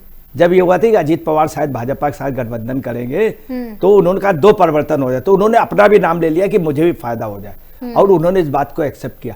अजीत पवार सुप्रिया सुले को केंद्र में मंत्री बनना देखना चाहते थे और बनवा देते निश्चित तौर पे। तो उनको ये लगा कि हमारा भाई चाहे जैसा हो, हमारे भाई ने विधानसभा के अंदर एकदम से निकल गया और वहां पर शरद पवार का विरोध नहीं किया। तो हमारा भाई कुछ भी हो, मेरा सम्मान सबसे ज्यादा सुप्रिया सुले का अगर कोई सम्मान करता था तो अजीत पवार। अजीत पवार के खिलाफ सुप्रिया सुले ने जबरदस्त मुहिम की, शरद पवार इतने, मगर जब भी आमने सामने पड़े या कुछ भी, कभी भी उनके राजनीति, इसीलिए सुप्रिया सुले को जिताने पे हमेशा उन्होंने तनमन, और उनकी वाइफ को हराने पे और अजीत पवार के पूरी लॉबी को हराने में सुप्रिया सुले ने कभी कोई कसर नहीं की। अपने कैंडिडेट लड़वाए शरद पवार के, गठबंधन किया, दूसरी पार्टी को जा करके संबोधित किया, मगर अजीत पवार ने नहीं कहा। अजीत पवार ने एक बात कही थी, मेरी आंख का पानी अभी इतना नहीं मरा है, मेरी अभी इतने मेरी वो नहीं है कि मैं जा करके उनके खिलाफ जाके बोल सकूं। ये इसलिए उनको मलाल हो रहा था। उन्होंने खुद बात कहा कि आज मुझे बहुत दुख है। यही बात। अजय जी तस्वीरें देखिए, कितना हुजूम उमड़ा है उनके अंतिम सफर पे। ये तस्वीरें लगातार सामने आ रही हैं, आप देख सकते हैं। ये तस्वीरें गवाह हैं कि अजीत दादा का जाना कितनी बड़ी क्षति है लोगों के लिए। लोगों की आंखें नम हैं। अंतिम विदाई के लिए कितना जमावड़ा लोगों का लगा हुआ नजर आ रहा है। अब आप देख सकते हैं कि महाराष्ट्र में बहुत लीडर हुए, उन्होंने लोगों का काम नहीं किया। यहाँ उनका जो कार्यालय, आप पता लगाइए गैर मराठी कितने लोग रहते हैं उनके कार्यालय में। तमाम लोग, आज से नहीं बहुत पहले से। कोई भी व्यक्ति गया तो उनके यहाँ से तुरंत फोन होता है, किसी भी राज्य में रहा हो तुरंत कर देते हैं तुरंत। ये अजीत दादा व्यक्तिगत जुड़े थे, व्यक्तिगत लोगों का काम कराया था। कृषि में उन्होंने काम किया, कृषि विश्वविद्यालयों में गए, काम किया। और उनका जब भी था अपने लिए नहीं मांगा है। मैं आपको एक चीज और बता दूं, अजीत पवार मोदी जी इन सबसे मिले, उन्होंने क्या कहा, तो उस समय भाजपा के ने कहा कि मैं आपको बनाने पता इस तरह मूड लिया ताकि एकनाथ शिंदे का पत्ता कट जाए। इन्होंने तुरंत कहा नहीं नहीं, हमें तो बनाने कोई सवाल ही नहीं उठता, आप परेलकर को बनाइए।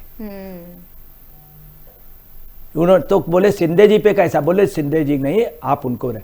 जो ये बने, इसी वजह से उनसे सब अंदर अंदर एकनाथ शिंदे भी नाराज रहते, परेलकर के बहुत अच्छे दोस्त, मगर परेलकर वो भी, फडणवीस जो है ये भी उनकी अंदर से कटिंग करते। टोटल भाजपा कटिंग करती। शरद पवार जी कटिंग करते थे और सुप्रिया सुले कटिंग करते थे। उद्धव ठाकरे उन्हें देखना पसंद नहीं करते थे, संजय राउत पसंद नहीं करते थे, कांग्रेस। उसके बावजूद भी इतनी भीड़, उसकी भीड़ तो ये साफ जलाती है कि जनता के लीडर थे।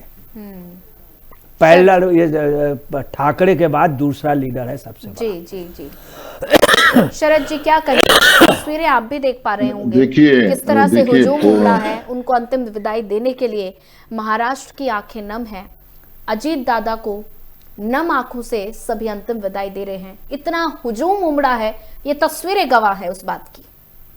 देखिए, किसी ने सच कहा है पूर्वजों ने, किसी के अंतिम शव यात्रा में के साथ उनके पीछे जो आते हैं पब्लिक, कितना पब्लिक आता है, वही उन्होंने जो पुण्य कमाया है। यही तो लोगों के प्रति प्रेम रखा था, इसीलिए लोग उनको प्रेम के दिखाने के लिए, अपना अश्रु तपाने के लिए इधर आए हैं। यही तो दिखता है। ऐसा ही जैसा अजय जी ने बोला कि बाल ठाकरे के वक्त में ऐसा ही हुआ था। पूरी जगह से, इसमें कोई भी मतलब जाति पाति या कोई स्टेट ऐसा कुछ भी नहीं होगा इसमें। पूरे प्रदेश के, देश के अलग अलग जगह से आए होंगे पब्लिक, मुझे लगता है। तो यही तो अजीत दादा पवार का प्यार था, उनका व्यक्तित्व था। और अजरामर लास्ट 20 सेकंड जी, ये अजरामर रहेंगे। मुझे लगता है कि याद रहेंगे। ठीक है, वापस लौटूंगी शरद जी, वापस लौटूंगी। अजय जी 20 सेकंड। देखिए, आपको बता रहा है कि बाल ठाकरे उसमें गाड़ियां लगाई गई थी, तमाम सुविधाएं की गई थी, जगह जगह नाश्ता, जगह जगह लोगों को बुलाया गया था, आह्वान किया। यहाँ बुलाया नहीं गया। यहाँ कल से ये था कि आप लोग जाइए, भीड़ मत लगाइए। उनका भतीजा भी बराबर रोहित पवार कई बार आया, वहां का माहौल बिगड़ गया और ये लोग अपने मन से आए। बाल ठाकरे में लोग लाए गए थे। मैं आपको बता रहा हूं, इसी देश के प्रधानमंत्री बीपी सिंह थे, जब एक्सपायर हो गए उनके उस पे गए, बहुत कम लोग थे, सैकड़ा लोग थे। आप अंदर जितना, इतना बड़ा प्राइम मिनिस्टर जो, जिसके लिए लोग कहते थे कि भारत की तकदीर है, राजा नहीं फकीर है, उसके मरने पे ये पोजीशन। ठीक है, अजय जी बने रहिए हमारे साथ, शरद जी आप भी बने रहिए। अब फिलहाल वक्त तो चला एक छोटे से ब्रेक का, ब्रेक के बाद जल्द हाजिर होंगे।